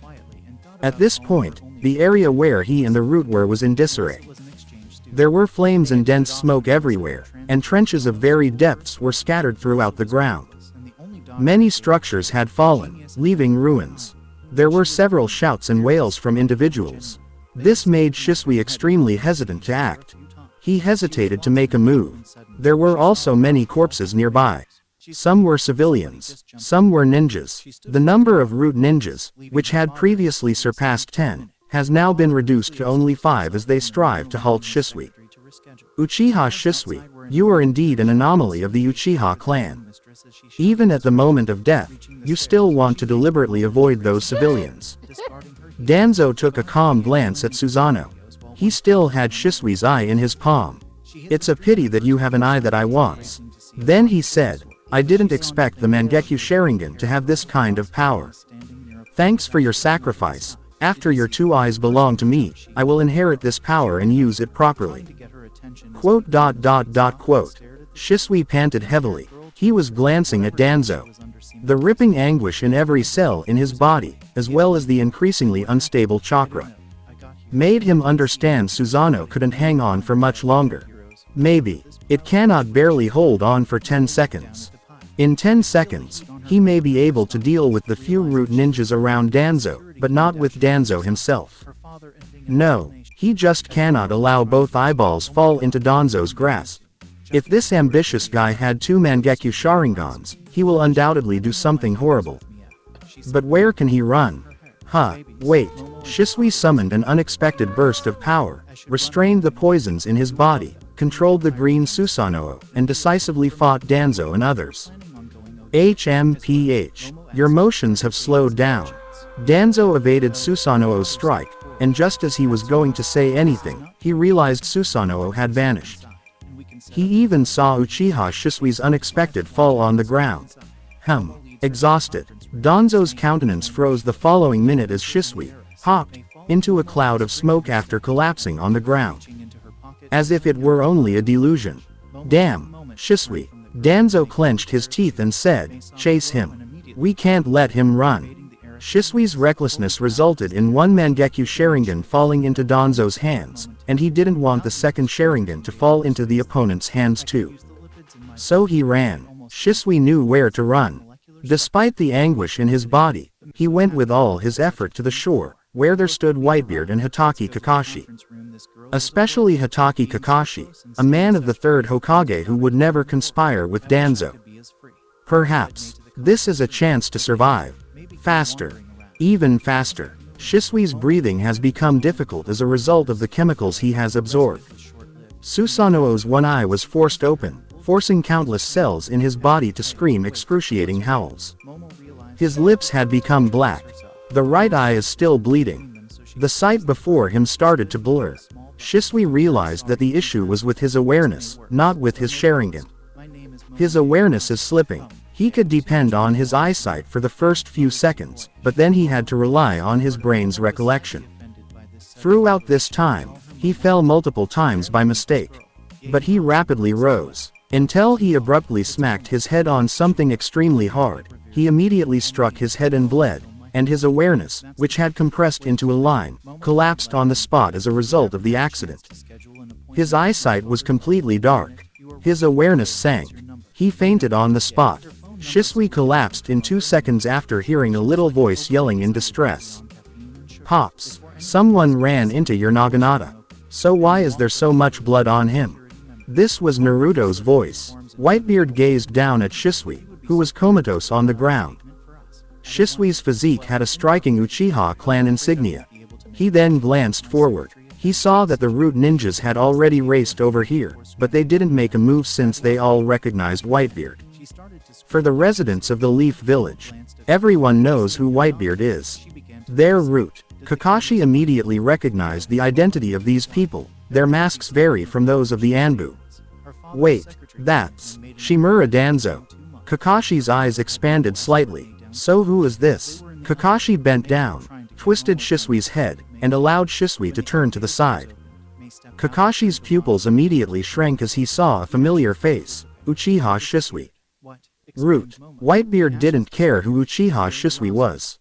On the contrary, the root in Kakashi's lips reminded Whitebeard of something, and his brow furrowed. Is it the masked youths from that ruined town who sought to murder me? Garararara. Is this a coincidence or not? Whitebeard, Kakashi, Jinchuriki. Danzo didn't anticipate Uchiha Shisui's escape route to be here, so he went straight to Whitebeard's side. You were aware of Uchiha Shisui's mission at this moment. Isn't it to assassinate Whitebeard? But it was also because of Whitebeard's presence that Danzo rushed straight to him and determined to remove Shisui's life and eyes. His face was really somber. This is a man who has defeated Sarutobi. Danzo was fully aware of Sarutobi Hiruzen's power. He knew that, no matter how old Sarutobi Hiruzen was, no one in Konohagakure village could fight the monkey. Until Whitebeard arrived and dethroned the title of strongest Hokage. This demonstrates, Whitebeard is a very powerful character. Shisui had already murdered most of the root ninjas he brought with him. Damn, it's become tough. Danzo's expression was really unpleasant. Thoughts were racing through his thoughts. He was considering the advantages and drawbacks. Whitebeard, hand over the traitor from Konoha village to me. Danzo labeled Shisui a traitor and told Whitebeard, this individual has viciously slaughtered over 20 root ninjas and is already a traitor to Konoha village. If you turn him over to me, I'll pretend I didn't locate your trail today. Danzo opted to speak with Whitebeard first, but he was very tough and showed no signs of weakness. A traitor. Kakashi was taken aback. When did Shisui become traitor to Konoha village? Why didn't he know? Garararara. Whitebeard's eyes flashed with a hint of mockery. What? Is the unattractive man willing to deal with me? Damn it. This is the dude. Danzo's heart was burning with rage, and Whitebeard's lips, which shouted anything he wanted, made him want to rip it apart. But the Mangekyo Sharingan are very significant. Quote. Let's call it a negotiation. Danzo repressed his fury and stated with a stern look, "You may not know who I am. I am the leader of the root of the Konohagakure village, Shimura Danzo, a high-ranking leader of the Konohagakure village. You hand Uchiha Shisui over to root, and I will pretend that I haven't seen you today, and also pretend that I haven't seen that Nine Tails." Danzo didn't see Naruto's countenance change when he mentioned the term Nine Tails. Whitebeard was acutely aware of his stupid son's poor mood. "Whitebeard, I know you have taken in this Nine Tails as your adopted son, and I also know that you have established a deep bond with him." Danzo was concerned that Uchiha Shisui might abruptly awaken. He threatened and bargained, "If you and Root start fighting here, it will definitely affect him, right? You don't want your adopted son to be hurt, do you?" Whitebeard. Hatake Kakashi. What are you winking at? Danzo realized Kakashi was winking at him. He could not help but sneer. As an Anbu ninja, you not only didn't take the Nine Tails back, but also let the Nine Tails leave the country several times. If you were a ninja of my root, you would have been punished long ago. I don't know why that monkey guy values you so much. Kakashi says. He genuinely wanted to smash open Danzo's skull right now to discover what was within. Is that called winking? That is referred to as offering a clue. Kakashi has been using his sight to warn Danzo not to jeopardize Whitebeard's financial situation. Every statement Danzo has just stated made Kakashi's eyelids quiver. Kakashi saw that Whitebeard's persona has a certain fearlessness that few ninjas in the ninja world had. It is more appropriate to refer to him as a chivalrous guy rather than a pirate. If threatened, he could just laugh it off. He does not take such threats seriously. But if someone threatens Whitebeard's family, then is an entirely other story. Given this insight, Kakashi couldn't help but lift his head and glance at Whitebeard. He saw that the grin on Whitebeard's face had already converged, but Whitebeard quickly flashed another type of smile. He discovered that Whitebeard's grin was free of scorn and derision, as well as joy and openness. The ominous atmosphere caused Kakashi's hair to stand on end. When he saw this scenario, Kakashi realized something was about to happen. Damn. Kakashi took a few steps back, bringing Naruto and Karin with him, and swiftly told Uzumaki Fushi, "Please take this person on the ground away. Please." Uzumaki Fushi was astonished. This was the first time she found out. Someone questioned her in a non-commanding tone. Okay. She rushed to assist the unconscious Uchiha Shisui up. At this point, Uzumaki Fushi discovered that this guy was missing an eye. And it seems he's been poisoned. Garararara. Whitebeard's chuckle was ambiguous, and he glanced at Danzo with a contemptuous gaze. The so-called root of Konoha village. If you want to negotiate with the Whitebeard pirates, then you have to negotiate in the way of pirates. How do pirates negotiate? What's that? Danzo scowled instinctively, but because the two sides could communicate, he did not wish to do so with such a powerful guy. Given that both Mangekyo Sharingan could be in his possession, Danzo didn't want any more difficulty at this moment. He couldn't help but grin. Because Danzo believed that his hardness had softened Whitebeard. Let Whitebeard know that Danzo is not as soft as Sarutobi.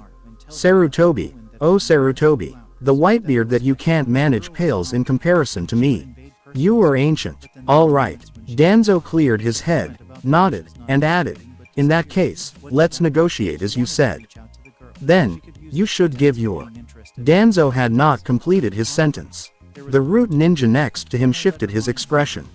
"Danzo-sama, be careful." What? Danzo was astonished, and his eyes slowly enlarged.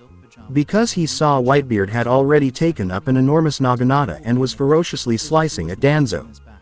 Hold on. What about the agreed upon negotiation? Gararararara. Let's start the negotiation now. Ninjas. Murakumogiri was now enveloped in armament Haki, the blade was pitch black, and Whitebeard's conqueror's Haki was sweeping even farther forward. The few surviving root ninjas, including Danzo, We were all completely astonished by the conqueror's haki. By the time they were sweating heavily and reacting, Whitebeard had gotten larger in front of them. Whitebeard was furiously unleashing Conqueror's haki. In their views, it seemed more like a monster god descending. The death catastrophe is approaching. That's how pirates negotiate. Whitebeard's yell, accompanied by the flickering arc of the air, resonated throughout the village. Take my knife hard and then negotiate. A bunch of ignorant little devils. Garararara. In an instant, the situation has altered. Danzo was aware that Whitebeard had great strength. Sarutobi Hiruzen, who had been hospitalized for about a month, served as a stepping stone to proving Whitebeard's strength. But he hadn't expected this guy to be so powerful. Sarutobi Hiruzen did not expand on his combat with Whitebeard, and Danzo assumed the two sides had been fighting for a time. The situation at that time should not have been one-sided. It wasn't until now that Danzo learned Whitebeard, who had fought Sarutobi Hiruzen, acted like an Asura when angered. That type of overpowering momentum is unmatched. The swing moves as quickly as thunder. The root ninja standing in front of Danzo was not significantly superior to him. His physique is quite delicate. Like a lump of clay, it twisted and warped. Until the corpse burst with a boom. This is the external release for armament haki. Danzo, who was behind that root ninja, dimly felt the crisis approaching and sought to encourage his body to move. To evade this lethal assault, but Whitebeard's speed is too great. Danzo was not only stunned, but he also felt a piercing agony, as if a layer of skin had been cut from his body. At this point, the Uchiha clan has not yet been annihilated, thus Danzo is unable to transfer so many Sharingan onto his body. The single Sharingan he transferred into his right eye was utilized to cope with Shisui. That was the sole Sharingan Danzo transplanted at this point. But he has the second one, which was transplanted onto his right shoulder. The dreadful sensation of subjugation and impending death make Danzo realize, if he is unwilling to utilize it, today he will die. Hare, pig, goat. After quickly slipping Shisui's Sharingan inside the sealing scroll, the only thing he could do was make 3 hand seals right away. These 3 seals are also his most powerful trump card. Danzo's body wasn't much stronger than the root ninja. Murakumogiri hadn't yet touched his body. He has already been blasted by Murakumogiri's armament haki. Blood splashed. After slicing 2 victims in a succession, Whitebeard crashed his sword into the ground. Boom. This sword caused the whole ground to quiver fiercely, and rolling waves of air lifted the surviving root ninjas about. They felt like they had been struck head-on by an unseen large vehicle. Vomiting blood in midair. Whitebeard looked at the 2 puddles of blood on the ground, and immediately detected something with his observation haki.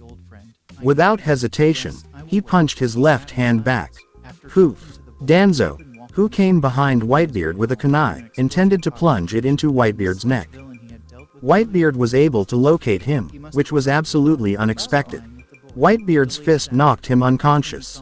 Danzo merely felt as if his whole body's bones had been broken and his innards had been pierced through a sieve. But his corpse tumbled into the distance. It vanished like a mirage. And suddenly Danzo, who had survived, emerged next to the departing body, his expression filled with fear and bewilderment. How did he find out? Danzo may become unkillable for a minute by using Izanagi to combine reality and illusion, albeit at the cost of permanently blinding a Sharingan. He employed a hidden technique to ambush Shisui and Whitebeard, the Izanagi of the Uchiha clan.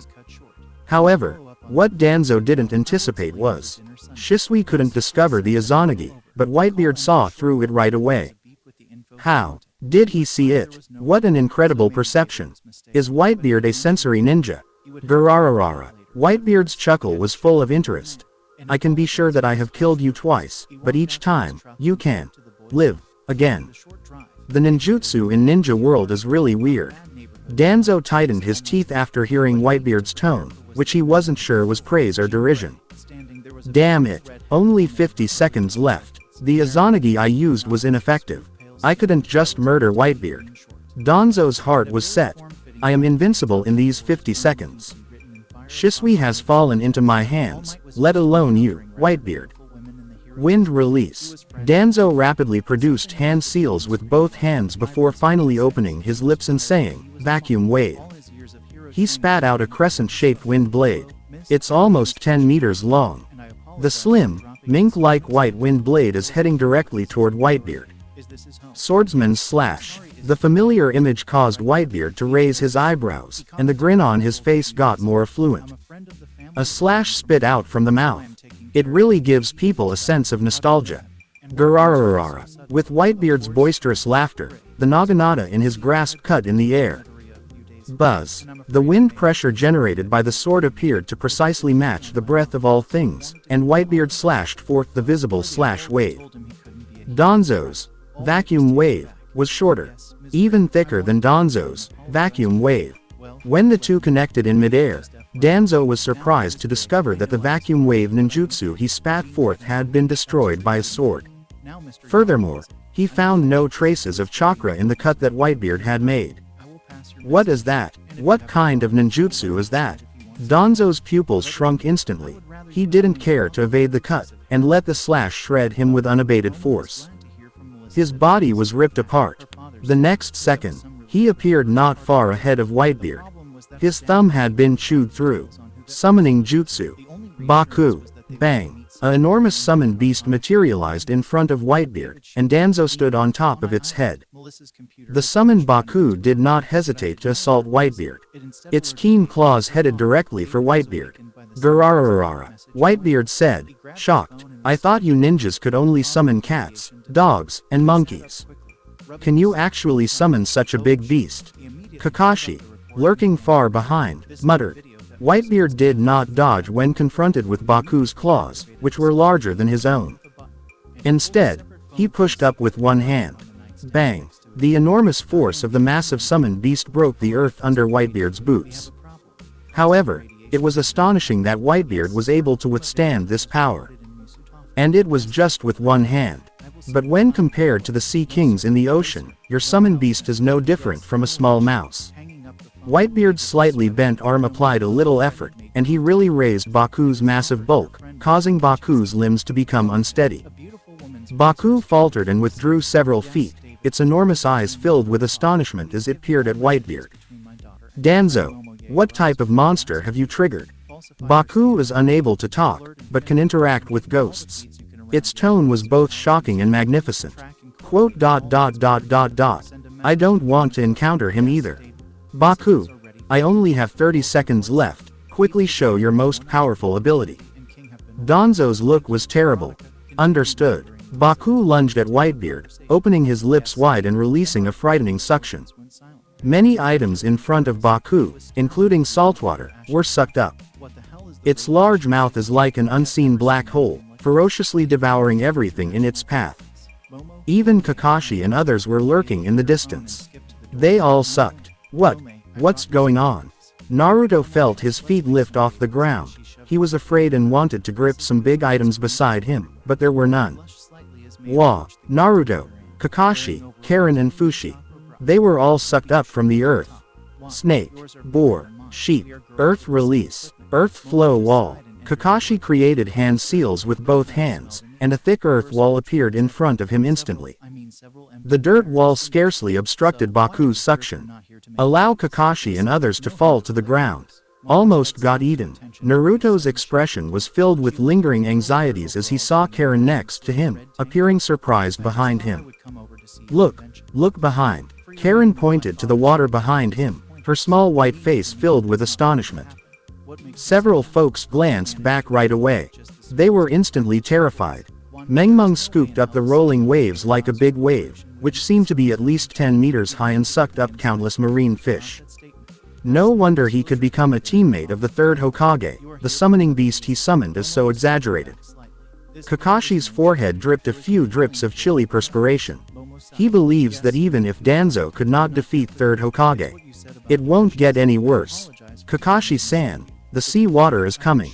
Uzumaki Fushi took a deep breath, set down the comatose Uchiha Shisui, and seriously suggested, I will put a few earth walls with you to block the waves behind. Okay. Despite the fact that two little children are always dragging their feet, there are ninjas from the Uzumaki clan. Even though Uzumaki Fushi is just a Chunin ninja, her body is very weak. She has no idea how large the earth flow wall may be unleashed. But it is better than doing nothing. Kakashi resumed creating seals, while Uzumaki Fushi was also producing hand seals. But at the time, their motions came to a halt at the same moment, and both of them fixed their gaze on Whitebeard's back. Whitebeard. Kakashi's pupils expanded. Pops. Uzumaki Fushi exhaled with relief. Whitebeard's left hand was wrapped in a pulsating white light, and he nonchalantly launched a punch behind himself. Crack. The air was broken, and the strong vibration traveled backward through the air, striking the massive waves that had been set off behind. Suddenly, the massive waves ceased. The disturbance caused fissures in the sea water, which quickly covered a huge region. Boom. The massive waves that had been set off were blown apart. A big volume of water splashed about, causing a storm, and heavy rain dropped over half of the town. The sight was quite startling. Garararara, can't you see that my silly son and precious daughters are behind me? Whitebeard's eyes blazed with a frigid glow, and Baku's incredible suction strength propelled him forward, his boots digging 2 deep holes in the dirt. HMPH. Don't think you can deceive me. Despite his surprise at the unexpected power, he sees an opportunity. HMPH. You're too arrogant. You can't move because of Baku, can you? Whitebeard. Don't be arrogant just because you can face Sarutobi Hiruzen. I am the strongest in Konohagakure village. Danzo did not hesitate to create a hand seal. Wind release. Vacuum great sphere. He took a big breath, and his chest expanded significantly. Finally, he breathed. A powerful wind vortex, like a cannonball, swept directly for Whitebeard. Where the vacuum great sphere passed, the earth was ripped apart. It seemed as if a straight river channel had been intentionally constructed. It was quite strong. Don't be too arrogant, you stinky wind-blowing machine. Whitebeard's left fist flashed white again, and the power of the quake fruit was triggered once again. He lifted his fist and sent a powerful blow forward. Crack. The vacuum great sphere destroyed in the blink of an eye. The dreadful quake did not subside. Whether it was Danzo or his summoned beast, their expressions altered dramatically at this point. The vibration-induced fissures in the air extended to Baku's body, shaking out many cracks. Its bones were fractured one by one. Its eyes were very bloodshot. Roar, roar, roar, roar. Baku emitted a piercing roar. The intensity of the vibration arrived too quickly, and Danzo, who was standing on top of Baku's head, had no opportunity to avoid, and his body was blasted to bits. The time for Izanagi is over. When Danzo reappeared, he still had no scars on his body, but a fearful expression came on his face. Damn it. Danzo couldn't help but mutter under his breath. Anyone who takes 2 Sharingan at this time will experience an ache in their heart. The key is, apart from Shisui's eye, which was unceremoniously taken, he has no additional Sharingan on him. You can't expect him to utilize Shisui's eye immediately, can you? How could this eye be squandered here? Even if Danzo is hesitant, he must accept reality. He is not Whitebeard's opponent. He has managed to cling on till now, completely reliant on Izanagi. If he didn't know this secret approach, he would have died numerous times before. Danzo felt an unparalleled strain in his heart as he looked at Whitebeard, who was holding Karin in front of him. Without Izanagi's special method, he only had 1 life. Die once more, and you're really dead. Run. I need to run. Aside from the root ninjas murdered by Whitebeard, he still has a support crew trailing after him. As long as he can meet with that support group, he can save himself. Danzo just cannot die here. He hasn't contributed to Konoha yet. He has not yet become the Hokage of Konoha. Fearing death, Danzo hastily shouted to the summoned beast, Baku, hold him back. I have a way to deal with him. Baku did not question it. Even though its body has been rattled by the aftershocks, its bones are not sure how many have been fractured, and the 7 orifices are bleeding like a faucet. It opens its mouth and spits a hurricane at Whitebeard. Wind gusts that transport sand and pebbles. Even large boulders measuring hundreds of pounds were swept away. Danzo, his eyesight is distracted by me. You may begin, huh? Danzo. Baku's bloodshot eyes widened. It cast an astonished glance back at the little figure that vanished behind him. It even observed Danzo employing a wind release ninjutsu in the rear, using the rebound to accelerate his sprint. Single quote ... Traitor. Baku instantly glanced at Whitebeard again, and saw something on the blade of Whitebeard's Murakumogiri. Already engulfed in a circle of pulsating light waves. Those who abandon their comrades are truly despicable. Whitebeard's observation Haki saw Danzo's hasty retreat, and the scorn on his face was not hidden at all. Whitebeard wielded his blade mercilessly. He would never have pity on a villain who endangered his family. Murakumogiri's remaining vibrating light waves impacted the air, and Baku just sensed silence in front of him, and the image in his eyes was only black and white. Just now, a few root ninjas who were blasted out in the distance but luckily survived, opened their eyes in anguish. They were surprised to see that the sky in their line of view had changed hue. Their hearing and actions appeared to fail simultaneously. It's as if time has stopped. In a matter of seconds, Danzo, who had fled hundreds of meters away, realized he had come to a halt. Alternatively, under the impact of Whitebeard's peculiar power, everything inside the coverage area has come to a standstill. The sensation of crisis is much more overwhelming than before. Danzo's hair rose up, and cold perspiration dripped from every pore on his body. The dread of oil does not stem from the heart. However, it stems from the impulse of life. Crack. Danzo realized he had heard the sound of glass cracking. He had no idea where the music originated from, and it seemed to emanate from all directions, making him feel incredibly paradoxical. The next minute, the world has flipped upside down. The last 2 or 3 root ninjas were the first to be destroyed. They didn't even have a chance to say anything or cry in agony. Their bodies erupted like firecrackers. The ground started to break in numerous directions in an uneven pattern. There are even apparent fissures spreading across the unseen air. The structures were just unable to resist such tremors. The glass had broken. The walls were broken away.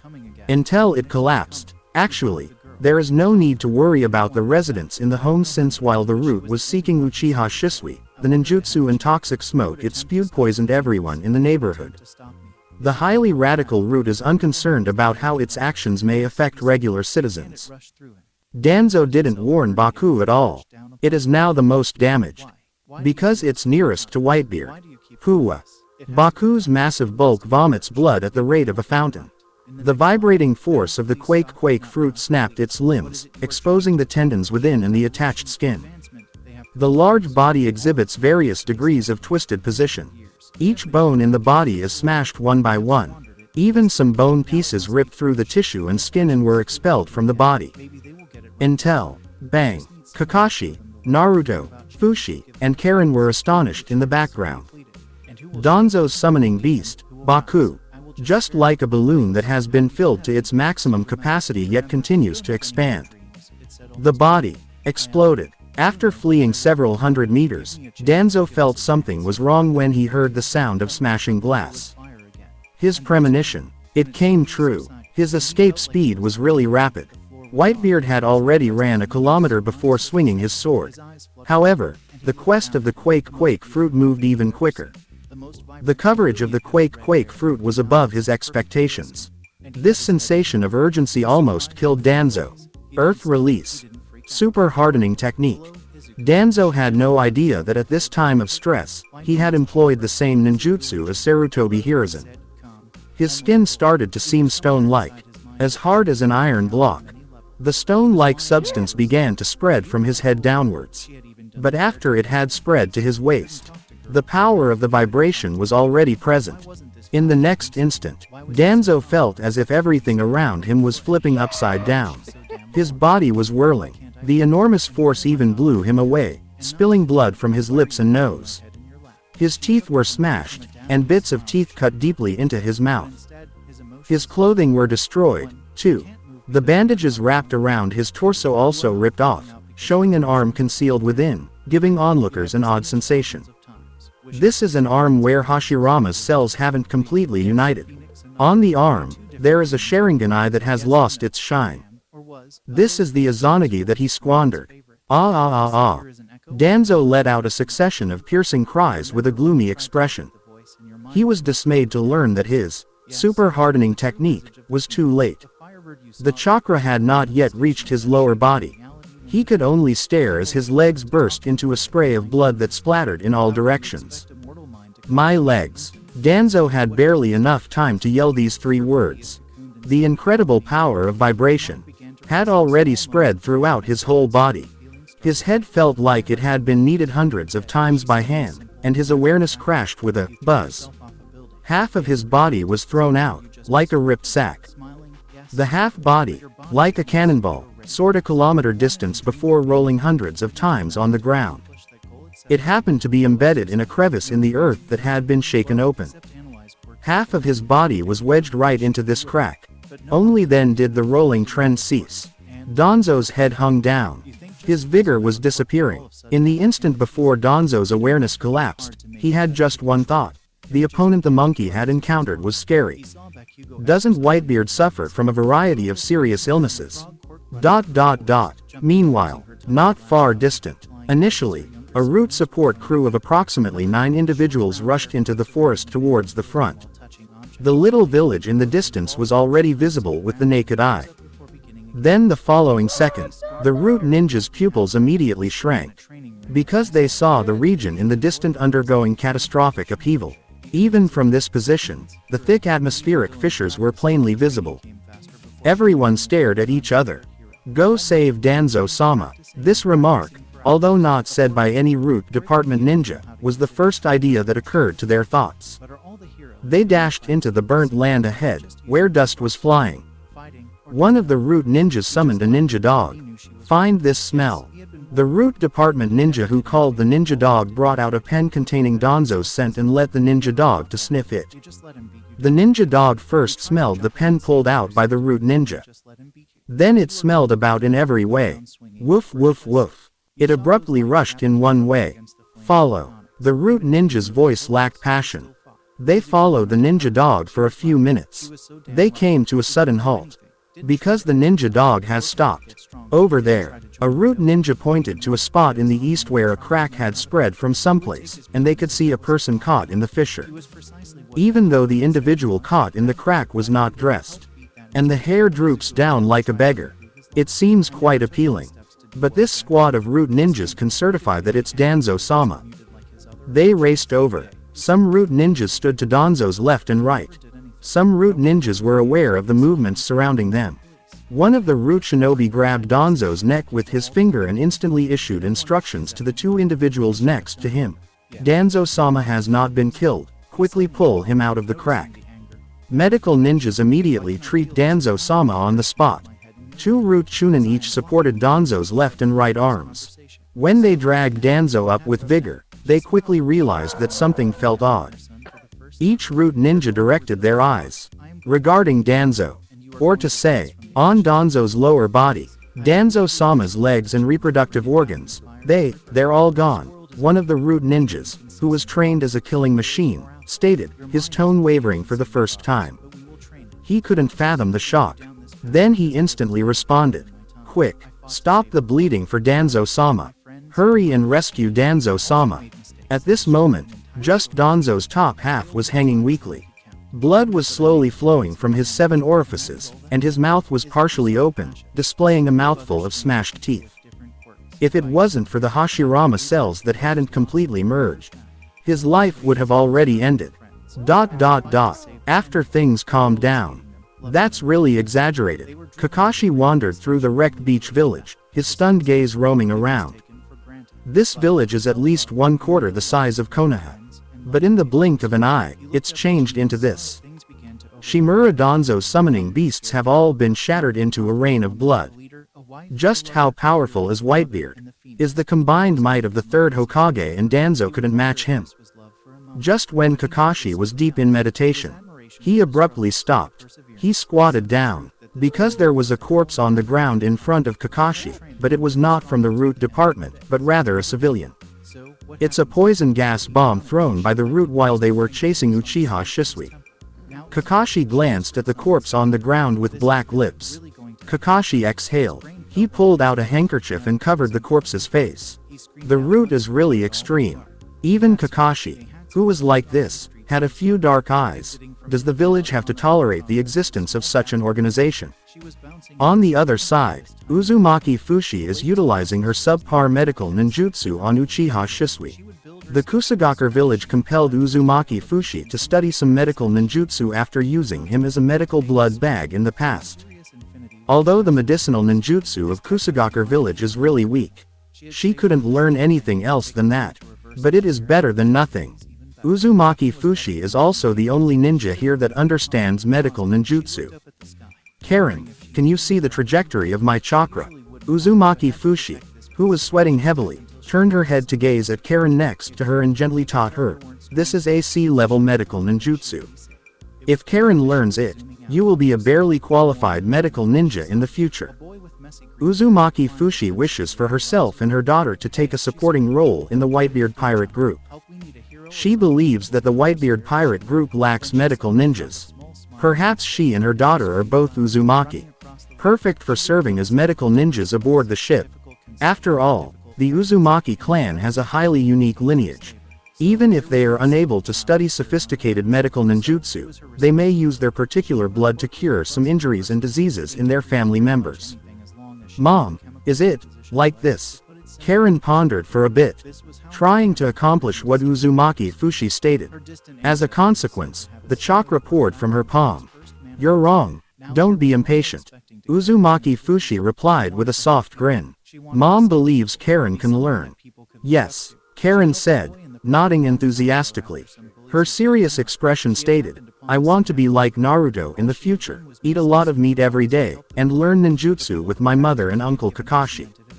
Obviously, whether in Karin's or Naruto's eyes, Kakashi is already considered as a ninja master. And the sort that does not demand a tuition money. Pops, why do so many ninjas look like this? Naruto saw Uzumaki Fushi, who was treating Uchiha Shisui. Naruto, who is 5 years old, has had a tremendous influence on his knowledge of life. Whitebeard looked at Naruto. Grandpa Hokage always told me that ninjas are supposed to protect the village, their comrades, and civilians. Naruto turned his head to look at the devastation not far away. Looking at Kakashi squatting next to a corpse, he said with his head down, but since I left the village, I found that many ninjas are not like that. The ninjas of Kusagakure village see their other villagers as tools. They bit several wounds on Big Sister's arms and legs. They also want to train Karin as such a tool. And when the Konohagakure village ninjas are hunting someone, Grandpa Hokage stated, they would safeguard citizens. But they murdered a lot of people just to hunt someone. Naruto bit his lip. He clenched his hand. This is not the ninja that Grandpa Hokage told me about. This is not the ninja I want to be. I don't want to be this kind of ninja. Naruto was a little confused. He didn't know what he was saying and didn't entirely grasp what he was saying. He simply stated his point. Pops, I should not be a hawk. Ah, it hurts. Bang. The Fist of Love, by Whitebeard, caused Naruto to weep in anguish. Foolish son. Whitebeard looked at Naruto with an uncharacteristically detached expression. Have you forgotten what you said in front of me? Naruto was astonished. How could a man of the sea abandon his dream? Whitebeard snorted. They are they, you are you are Uzumaki Naruto, and you want to be Hokage. You don't have to become like Root or a Kusagakure ninja. Whitebeard did not tell Naruto any significant secrets. However, it caused Naruto's eyes to become more brighter. Naruto instantly stopped crying. I understand. Pops. Garararara. Whitebeard broke up laughing. Stupid son, what do you understand? What do you want to do now? Naruto shook off his prior uncertainty. He said sincerely, I want to be the Hokage I envisage. Now I want to do what a Hokage would do. Naruto examined the affected town in front of him. He stopped, then said, I want to accomplish what the Whitebeard Pirates' first team captain should do. Pops, I'd want to safeguard this town in the name of the Whitebeard Pirates. This allows us to occupy the land while also assisting them in rebuilding their houses. Can you help them rebuild their homes? Whitebeard lifted his eyebrows. Yes, Naruto nodded and added, if I were the Hokage of a village, I would absolutely not disregard such a horrible circumstance. Stupid son, where is the money for you to assist them repair their houses? Whitebeard smiled with curiosity. This cannot be accomplished by just yelling a few phrases. Naruto's hard-won goal. Whitebeard extinguished it immediately. Naruto rubbed his head, thinking hard. The money for the Whitebeard pirates to construct ships cannot be withdrawn, and it seems that the pocket money he saved is insufficient. Gurararara. Foolish son. You are determined to become a Hokage, but you lack the resolve to be a pirate. Whitebeard pushed a finger on the large bag that sprang out of Naruto's skull, causing him to scream in agony. Let's go. Follow me. ... Another portion of town. The town. Has it come to this? In this beach town, many citizens survived by chance. They stepped out of their decaying dwellings with anxious steps. They discovered that everything they were acquainted with had altered. The earth under their feet was riddled with cracks, as were the walls of the buildings they lived in. The wayside trees they had planted had all fallen down, and nothing remained intact as far as they could see. The cables that connected the telephone poles above were severed one by one. The whole town's power was out. This village was once exceedingly distant. There was not a single ninja in the whole town, and very few ninjas passed through. Today, everything occurred here. All of them provide significant cognitive challenges. It's just like the creatures in stories creating problems. Someone leaned against the wall, unable to sit down, and said in fear, "What sort of calamity has occurred here? Look, every home over there has collapsed. On our side, it appears to be relatively intact. Has there been a significant earthquake just now?" Not simply an earthquake, correct. I recall it seemed to be a typhoon, and the storm was so powerful that individuals were almost swept away. What the hell's going on? Quote. The manager of this town is a little nobleman from the land of fire, who strolled out of his residence accompanied by his family and samurai, and looked with disbelief at the destroyed site in front of him. Gulp. The tiny nobleman in town gulped a mouthful of spit, and cold perspiration poured from his brow. Sir, it is very likely that a group of ninjas fought in the town. The samurai next to him trembled as he spoke. The big monster that emerged from the sea earlier may be related to the ninjas. The big monster they were referring to was Danzo's summoned beast. A gigantic summoned beast appears in a town. It's difficult not to be noticed. These samurai servants of the aristocracy have more experience than the populace who know nothing. They all understood that this was obviously related to the ninjas. Not a natural calamity. Nonsense. You do not need to mention that. The young aristocrat rolled his eyes. He wasn't blind, so how could he not notice such a large monster?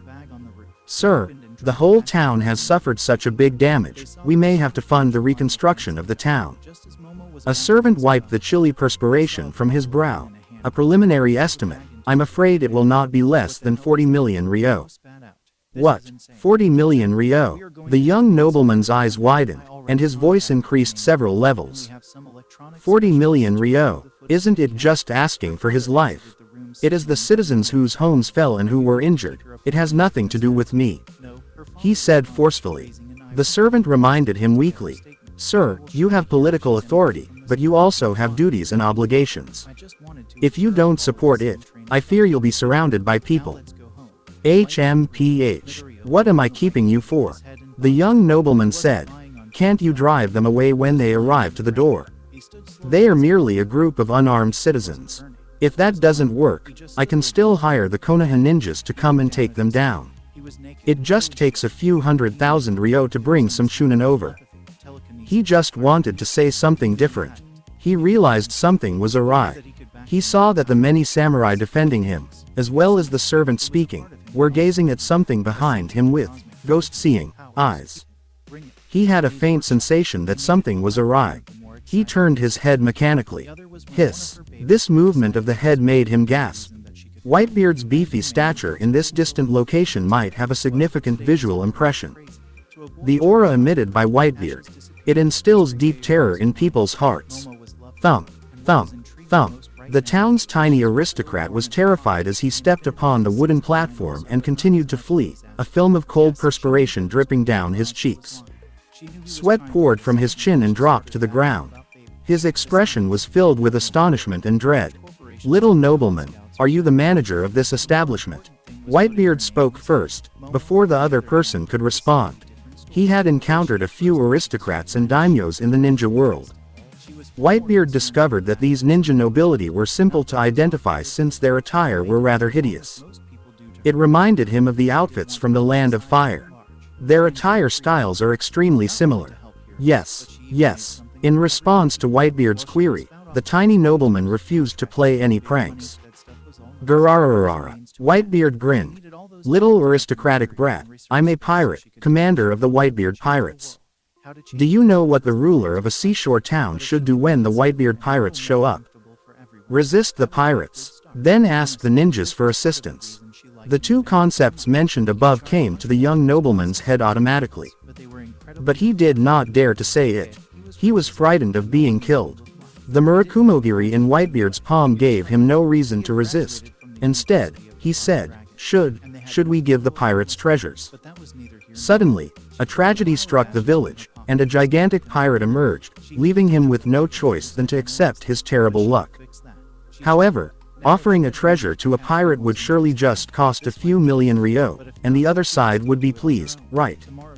It's preferable than spending almost 40 million ryo on a bunch of savages, right?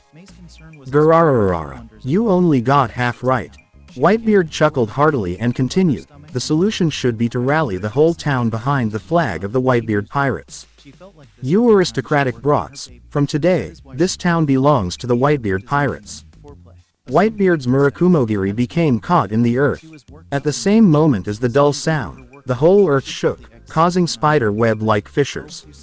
The blast of wind ruffled his large cloak. "Stupid son." Whitebeard didn't glance back and yelled to Naruto behind him, "Don't forget, you're a pirate. Because you are a pirate on the sea, you must be determined to remain so. What would pirates do to make money? Simply steal it." Garararara. To be continued. If you enjoyed this content, don't forget to hit that like button and smash that subscribe for more amazing videos.